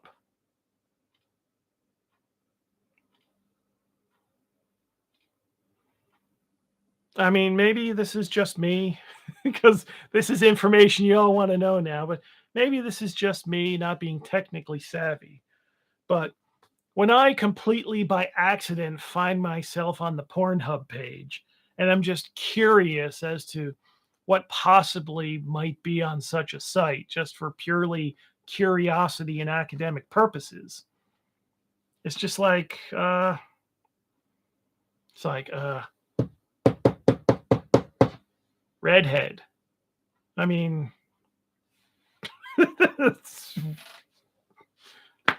how detailed do you need to get? Uh,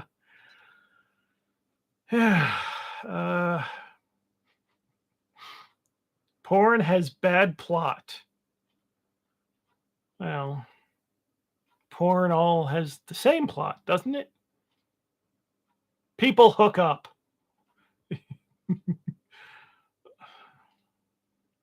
Yeah. You should broadcast your games with Jeff Reins and Zach. Well, I don't care, but since Jeff is the master of those games, I'm sure he's the one that would have to okay that. Plus, there are other people playing now. I don't know. Can't wait for those screenshots. Look who's playing together. Look who is next to the evil people. We must also call them evil because the internet's a very nice place to broadcast on. I want more plot driven, macabre, and erotica. Okay.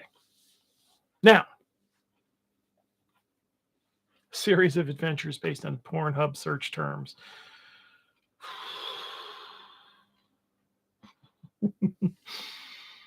Call the series Canceled and Crusades.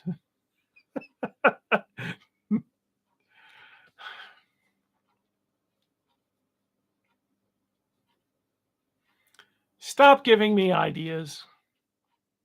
Please. Please, please. Please. Please. I don't need those kind of ideas because then my thought's going to be, oh, I'll get something put together from Gen Con and we'll put a big banner at the back of the booth. And that's, am I the only one who finds live play RPG videos boring and never even finished? I hit it with my axe. I barely started. I hit it with my axe. The whole idea. It doesn't matter who's playing, doesn't matter what they're doing. It's like tennis. Like when I'm on the court pretending I know how to swing a racket, I'm doing it. So it's fairly interesting. I can't watch tennis. Can't watch tennis. Can you make the LOTFP logo look like the Pornhub logo and have a huge banner at your Gen Con stall? No, Glenn. No. Can't do that at Gen Con. What I'm going to do is the next time I book up for a British convention, I'm going to require you to be there, and we will have that banner there. And I will take lots of pictures of you and broadcast them on the internet with the label, "This is his fault."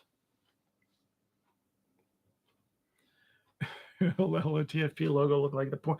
Okay, serious question. I know that we do nudity in the LOTFP books.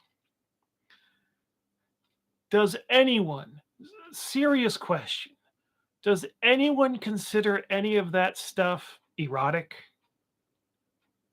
I mean, I'm sure there's a picture or two or three or 100 that I'm forgetting about, but yeah, well, okay, I've got one in my head that might qualify. But to me, the nudity is used to just like twist the knife more. It's like, oh, wow, it's like it's not only screwed up, it's like screwed up squared. You know, yeah. I mean, from the rule book, the Medusa picture, maybe, maybe, maybe. I've got the reference photos for that one though.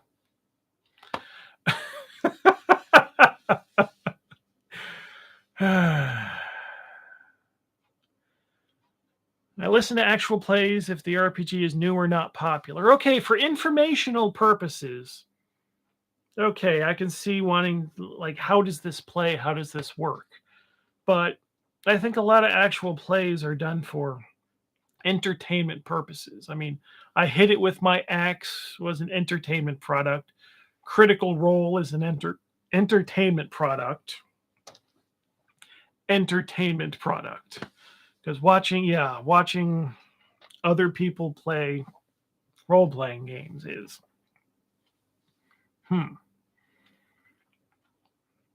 too much dudes in the Medusa picture. Well, yes, that's kind of the point. How are we going to get across the point of what the Medusa is doing without the dudes in the picture? Again, the yeah.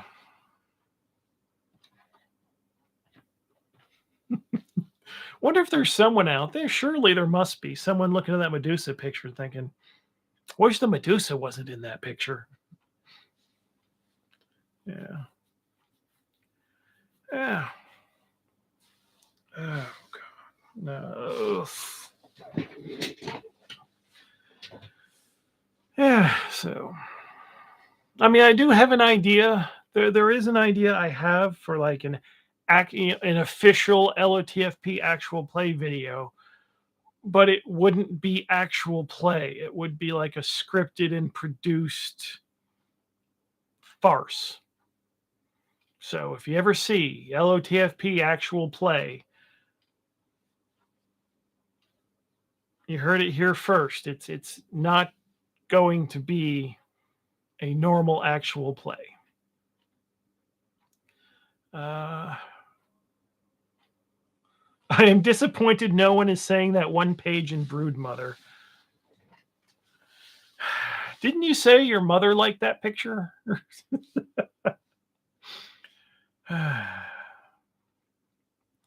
Critical Role is okay, but the fandom it produced is pure cancer for the hobby. Uh, there must be some good things about being pretty isolated from the greater scene because I've never talked to somebody. I don't think. I don't recall ever talking to somebody that says, I like to watch Critical Role. I mean, I'm sure I've met them. They just didn't tell me. And why should they? They should be very embarrassed by that, right? It's not something you tell people. So,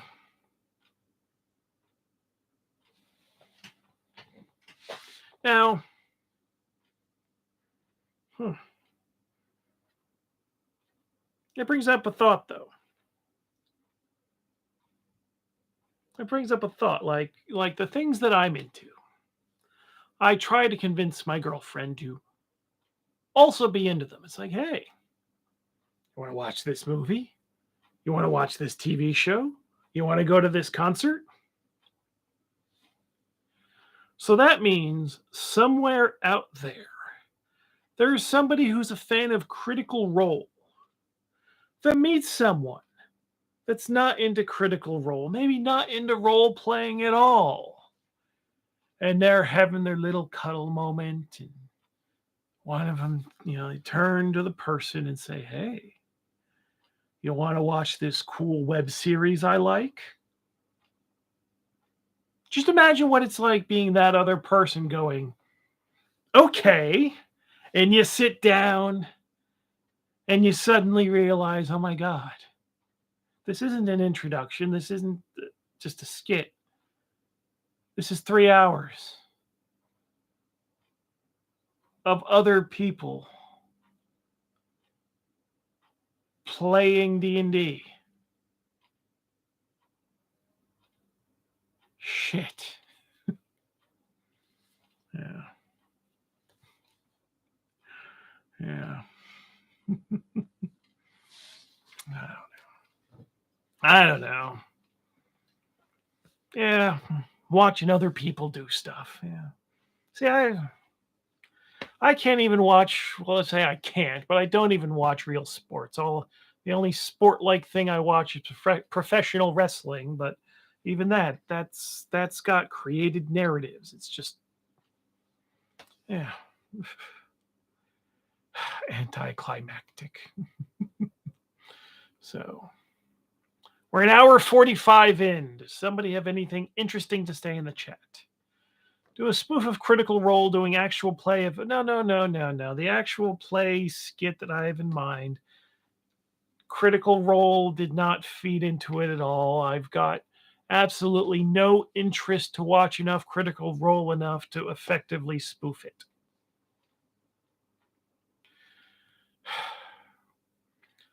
Watching porn is watching other people do stuff. Except it's not. Because I promise you, and you're all very welcome for this information, when I watch porn, it's interactive. I'm doing something.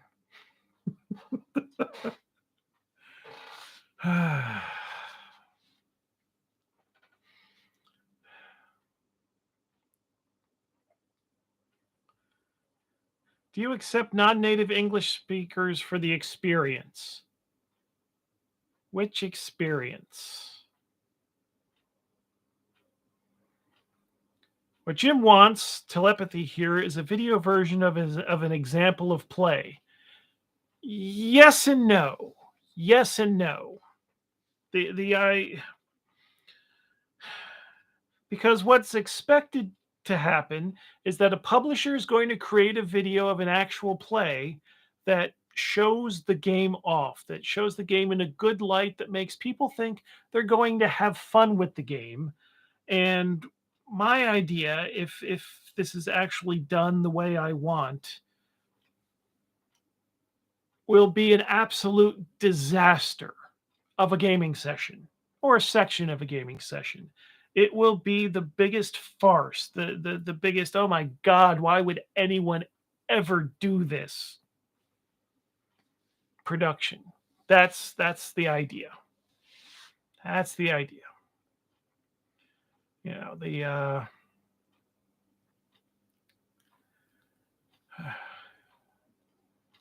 collecting samples for adding to future product. No. Yeah, make it come across as the Ouija board of RPGs. I'll just, oh God, I can. See, now I'm getting just bad ideas of who would the players be?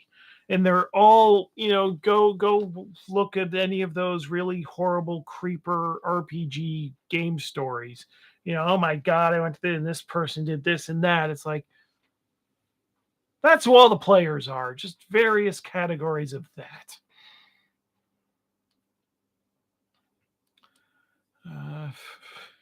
I'll watch actual play with my own character sheet and pretend I'm in the session, rolling dice and all. Ouija the RPG, play with the spirits. Well,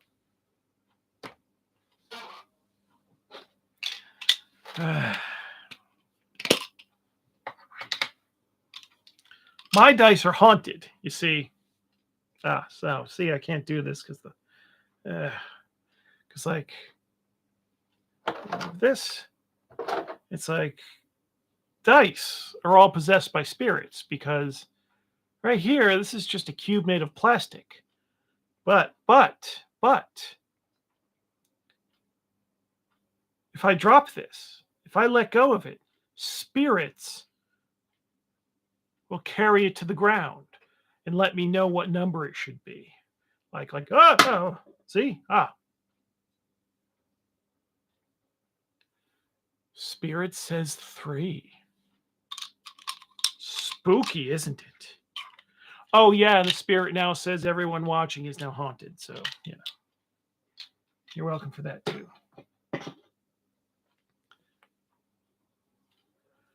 Let's see here. So, yeah. It's after 1 in the morning, people. So, wow.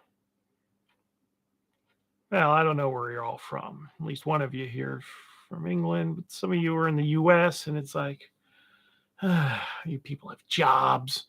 You people have anything better to do than keeping me just locked to the screen here. Yeah, I got to get up in the morning, go back to packing. 11 p.m. here. MSK, 2 a.m. says hello. 2 a.m. See, I knew it.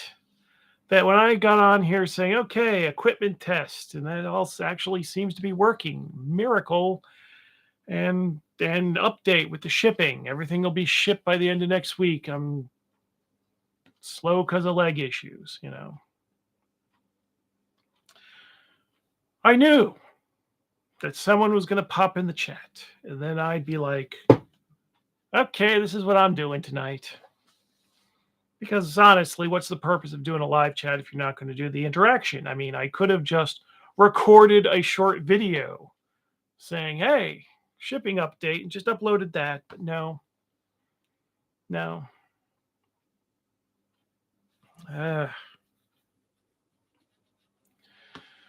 23andMe says I'm 7% Finnish.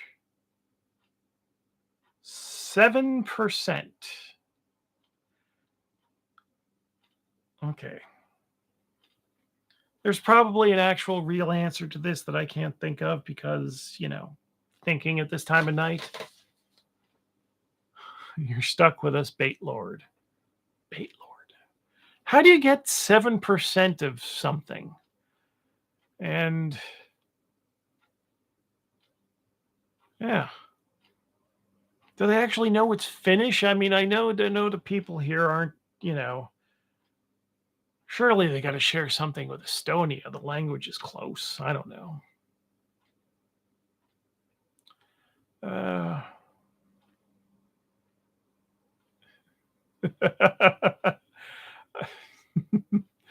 I really like the setting books from LOTFP, Frostbitten and Mutilated, Vornheim. Are there any other plans to release more products like this in the future? Yes. I don't know if we're going to be done in time for Gen Con. Maybe not, maybe. But the next big thing is on its way, shall we say. And yeah, that's a big setting / campaign kind of thing. So yeah. What region of Finland are you 7% of? Amy Rintz. I must know. So I want to see if I know where it is without looking it up. Or maybe I'll even tell you, no, that's in Russia now. Yeah. Yes, more setting books. Woo. Well,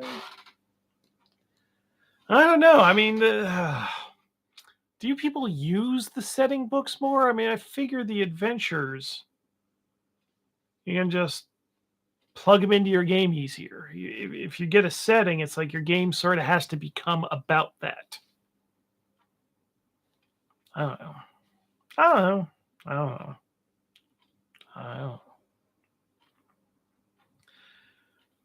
Weird New World is a great setting book. Yeah, okay. Weird New World, that's in Adventure Anthology Blood. Yeah, Weird New World. If I were to redesign that now, which I'm not going to do, I would have basically recreated the actual map of northern Canada. But yeah, as it is, it's just a cold place with the evil elves and as many literary pop culture. I hate that term. Why do I use it? References as I could slam in there. So, you know. So,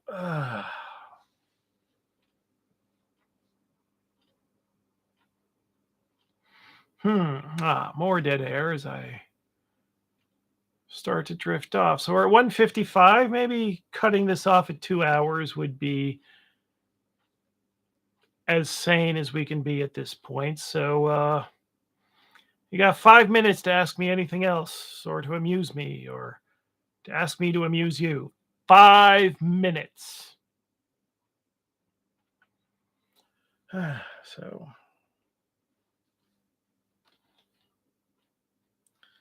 Yeah, what have I got here? Yeah. Sorry, I just noticed there's this pile of CDs that's been there for a while, and it's like, oh yeah, I forgot I put those there.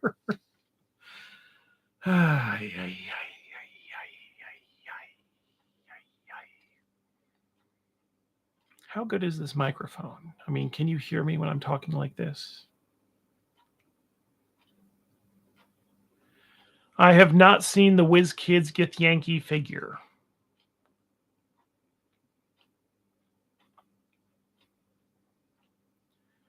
Yeah. When's your next UK con? Won't be the UK Games Expo because we're headed off to Texas for that convention. So Dragon Meat, maybe. Maybe. Hopefully Dragon Meat. There shouldn't be a conflict, but yeah. London. Yeah. Yeah. Yeah, London. Yeah, I haven't been to the UK since the official Brexit actually happened. Yeah. I don't know. Yeah, hopefully, because I remember one time I got stopped by immigration going into London. This is when UK was still in the EU, and my business was founded and being run from Finland in the EU. And I got detained and put into the bad person corral because I was a US citizen. And so I didn't have a permit to work in England. And I was like, well, yeah, but my business, I am a permanent Finnish resident and my business is registered in and run from Finland. Why is this a problem?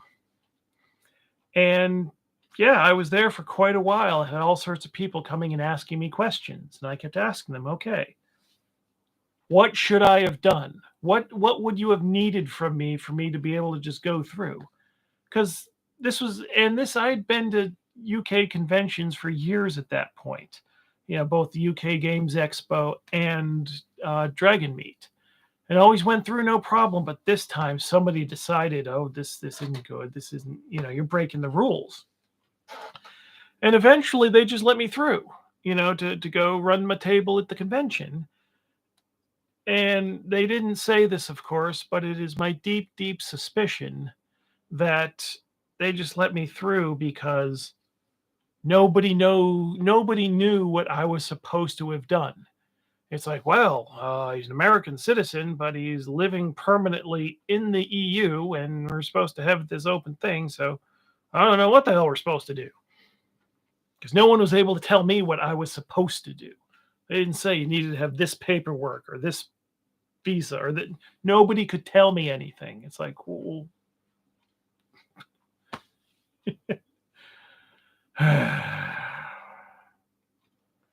so yeah. So I can imagine what it'll be like going back into London this time. They're still running Dragon Meet at the same hotel because every year that I went to Dragon Meet, they've got that Rick Mail bench. It's just a block or two from the hotel that they have Dragon Meet in. And every year I'm thinking, oh God, I forgot last time. I'm going to take a picture on that bench for sure this year. And I always remember it on the way back to the airport to go home. It's like, say something in Suomi. Oh God, this is really on the spot. Minä olen Jim. Asun Helsingissä. Puhun vain vähän suomea. Tosi huono, tosi huono. It's funny because every so often I'll pull out just like a Finnish word. And my girlfriend will be like, oh, you said Finnish. And I was like, you need to get inebriated, my friend. I have never been inebriated unless it was by a prescription drug that I was taking for its prescribed purpose. Yeah. See, he doesn't drink. Yes. Thank goodness, because I think of all my terrible coping mechanisms for stress and everything, and I can't imagine that I'd be alive if I was a drinker. I'm not. That's not a joke. I think that would have gone very badly for me. So yeah, big Sag. Uh, Gotta fill the void somehow. How do you even survive this far north without booze? Well, what do you mean? I love the winter. Again, you look at my personal Facebook page. It's like, oh, that's pretty. The trees all have the frost in them, and there's a scene. Oh, it's snowing. Picture, picture, picture, picture. It's just, I don't know. The I just like the winter. That's why I chose. Well, not Finland specifically. Okay. I get to tell this story now. So I grew up outside New York in Connecticut, and then New York commuter area. Uh, and then the family moved to Florida after my father died. We moved to Florida, and then I went off to school in Atlanta, and then stayed in Atlanta for the next 10 years. And Atlanta, Florida, it like never snowed. We got flurries once, I think. Atlanta, it snowed once a decade. And then when we had the storm of the century, what was that in early 93, I think, or something like that. It was like this much snow and like the highways were shut down and it was a joke. But it was snow. And at some point I decided I grew up with like snow all the time. I want to be around snow. So how do I get somewhere that's snowy? And I thought, okay, I'm going to start hitting on girls in Finland, Sweden, Norway, Denmark, and Iceland. And I'll get somewhere where there's snow that way. And you would think that that was the plan of a complete psychopath, someone who'd lost their mind. It's like, what are you, stupid? Except, it worked. I'm here. And somehow, yeah, and it was a lucky lady from Finland. Actually, I'm sort of glad I didn't end up in Iceland, but yeah. But I do have to say, I I had gotten into metal and like seriously into metal when I was living down in the U.S. South. But I have to tell you, when I got to Finland and I first came to Finland, it was in the winter, so lots of snow and everything. Uh,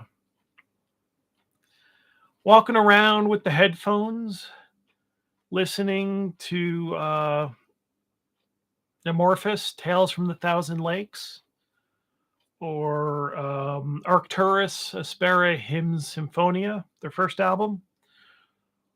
Walking around with the Discman and the headphones during a snowstorm, it's like,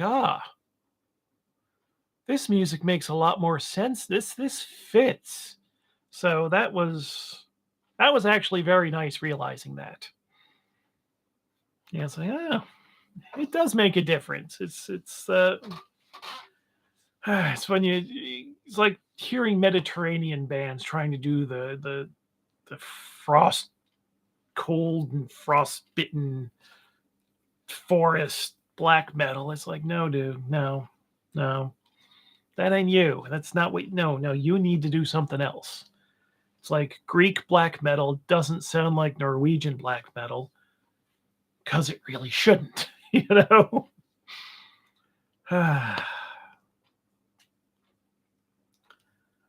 With the banana in his pocket, 2 bananas. See, that's why I do those skits. So you can then tell me I do that stuff in real life all the time, you know. Or maybe, or maybe. Shall we see? Do you want to see? No. No.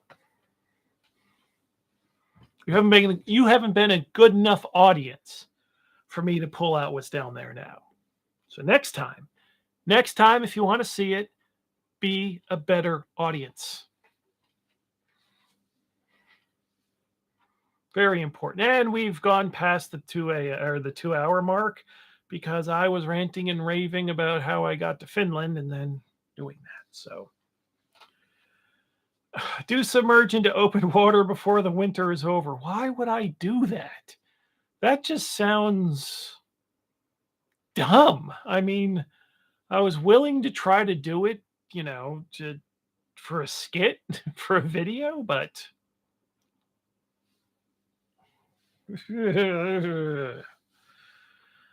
I mean, it's weird when I did the video, the beefcake video.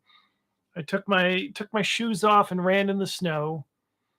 Wasn't much of a problem. Well, ran in the snow, but for this thing in by the lake, took my shoes off and I was like, oh no, no, no, I'm putting those back on. So I was actually, since I had my shoes on, I suppose it's definitely for the best that I was not able to get in the water because then my shoes would have been all wet and it would have been that much colder all the way home.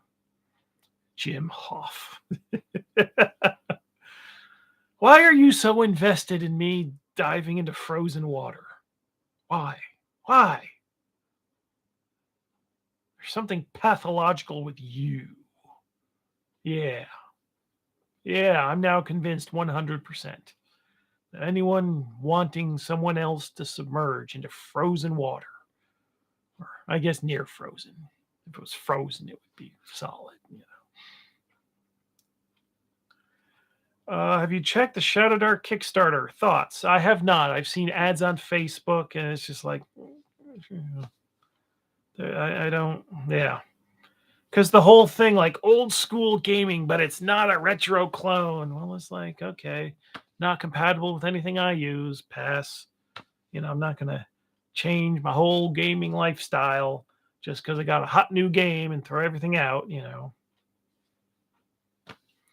I don't know. To me, the great joy and the promise of the OSR back in the day is that everything that everyone did was cross compatible. That sure, this guy's doing science fiction, this guy's doing, classic dungeon fantasy, this weirdo's doing horror, but you can pick and choose and combine it because it was all using the same system.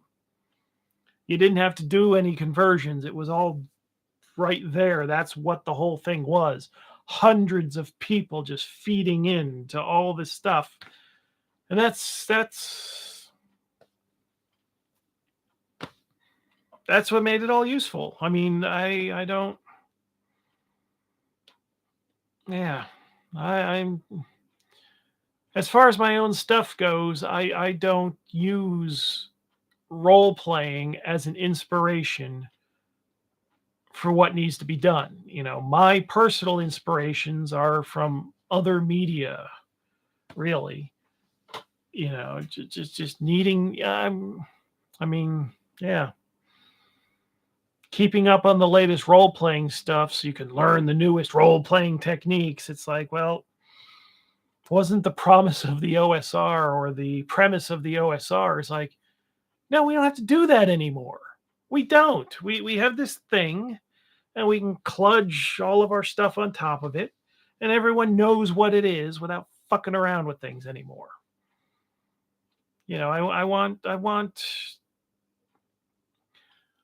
I'm a sucker for good content. I don't need the new math ways. No, this is why I think the Eldritch Cock rules went, because it was like, no, no, no, dude, we don't need new ways to roll dice. That's covered. Does the chat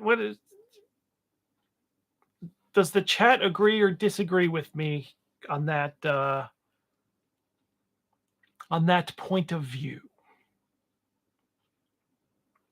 So, when you're,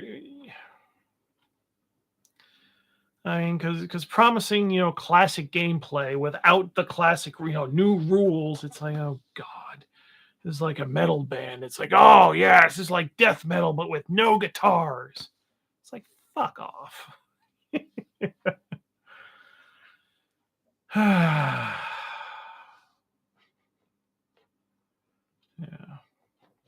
True, checks out, yeah. I weirdly become uninterested in the new big thing. Well, at a certain point, when you get as old as we are, and I like, you know what?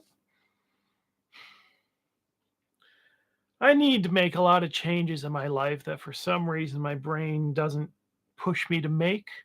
But one thing I'm proud of myself, just this is a little tiny thing.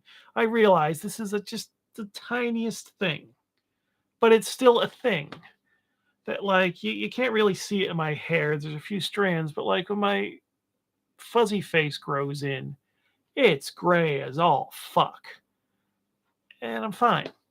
I'm fine with it. I don't look at that and go, oh shit, I need to shave this, or I need to. It's fine. I'm getting old. Don't care. I'm fine with gray. That never ever had anxiety over, oh shit, I'm going gray.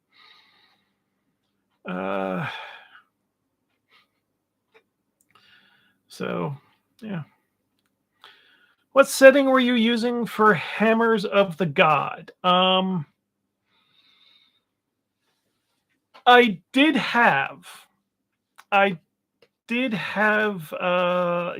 fantasy setting that I was using. Was Death Frost Doom originally part of that? But I will say Hammers of the God.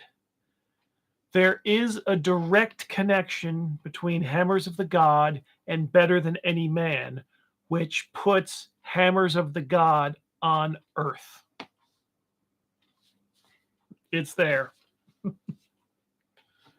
So being gray is cool, though, especially if a good frost pattern. Yeah, I used to have this one player. He was pretty young, and he had long hair, and it was all gray. So apparently he went gray very, very young. And I was like, oh, man, I'm so jealous, because growing up, well, as an older teenager, my conception of what masculinity was, it was in Roadhouse. I thought that Sam Elliott was just like, that's a man. And he was all gray.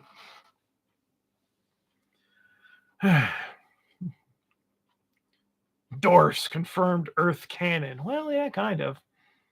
Yeah. Hammers of the God found that's, oh god, that's in Blood, isn't it? Adventure Anthology Blood. And then Better Than Any Man is available now, lotfp.com, the EU web store. Some people say this is the best thing that LOTFP has ever published, and many people think this is the best thing that I personally have ever written. So just 500 copies of these pressed hardcover. You should get one. Just won't with the other stuff. Because then if you wait a few months, then it'd be sold out. Then you'd be like, why do they cost $300? Why don't you make more? So don't be that person. Get it now.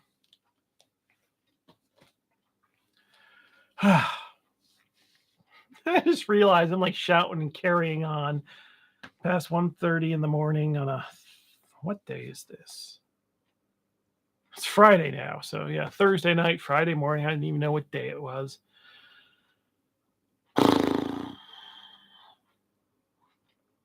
And we're losing viewers. They're seeing I'm becoming de-energized, sad live streamer. Anybody still awake in the chat, or should I wrap this up? So how do I end this? I got trouble ending videos anyway.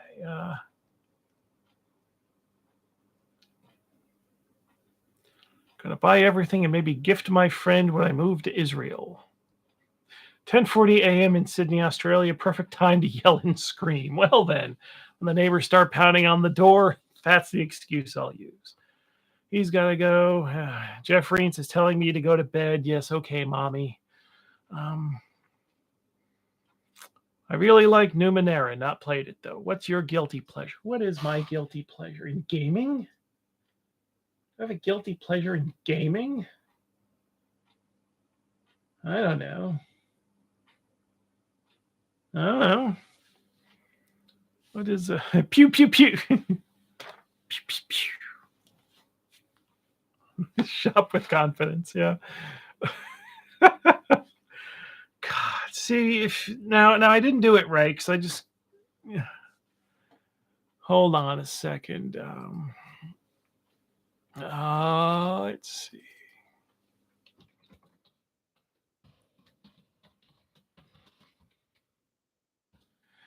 Okay. Okay. That little buy with confidence little dance I made. That was me remembering an old Eurovision I watched and trying to copy the cheesy little dance the woman did. So you'll want to go check out "Show Me Your Love" from Tina Karol. She was the Ukraine entry in the 2006 Eurovision, and you'll see what I was trying to remember when I did that little pew pew pew dance. Because I know knowing the origins of that is the most important thing in your life now. But 2006 Eurovision, that was the year Lordi won. So yeah, a lot of that's impressed in my brain. Sylvia Knight was my favorite though, because there were several protest entries. I think, who was it? Lithuania. Who was the "We Are the Winners"? Those people. That was sort of like a goof entry. Lordi, going into it, everyone thought they were a goof entry, and certainly Sylvia Knight was just trolling the shit out of Eurovision. I loved that. Apparently she got into it. She was like kicking down the dressing room of the Swedish singer Carola, I think, and just going nuts in the media. Reprint of a single small cut. Michael Curtis told me you have the rights to it. Well, not this time, obviously. It seems like a little maybe maybe I got to see what other little bits and bobs I got the rights to, and just like make a book out of the bunch of little things. Yeah, I don't know, or maybe would it be bad to like re-release single small cut as a Weird Crusher sometime in the future? Would that be out of bounds, you think? Would that work? I don't know. It's an idea. That's an idea. Yeah. Well, I still have a few Weird Crushers that are in the can that I'm not doing anything with. So I was like, oh yeah, Kelvin, do a big B. If Big B's pamphlet of spells. You get this free with every order that includes Beware, by the way.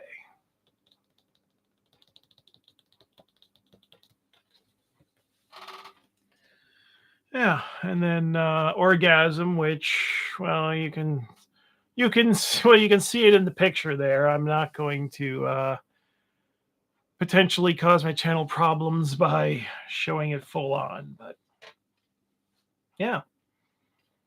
But that's about it. Yeah, once again, everything will be out the door by the end of next week. Sorry for the delays. More should have been out the door. Should have been out the door already. But when I push myself when I'm not well, I get worse. It's funny how that happens. So I'm in a constant tension of trying to take it easy, and oh no, I've got all this shit to do. But yeah, by the end of next week, if I gotta eat the cost for, you know, having a pickup done, then I'll have to do that because it can't last any longer than that. Other than that, yeah, just yeah, whatever you order now, that'll go out in that batch. So please, order lots, order often. Seriously, the good stuff. I mean, with the free stuff, if you order 8 or more items, you get a copy of Orgasm for free. I think we got like 60 or 70 extra ones of those now. So you get the Orgasm for free, you get the Death Frost Doom hardcover for free. The original version hardcover, that's no extra cost. Plus, yeah. So that's my sales pitch, I suppose. After I'm done packing stuff, I'll maybe do some more serious sales pitch videos or something. But yeah. Oh shit, yeah. And then I also have to yeah, I got to get the PDFs going on drive-through. They approved the they approved all the new stuff so I can put that live, but I haven't, had time for that. So, good night everybody, and hope you were mildly amused by this. Mildly amused. Talk to you all next time. The equipment works. Yay. Pew, pew, pew. Bye with confidence.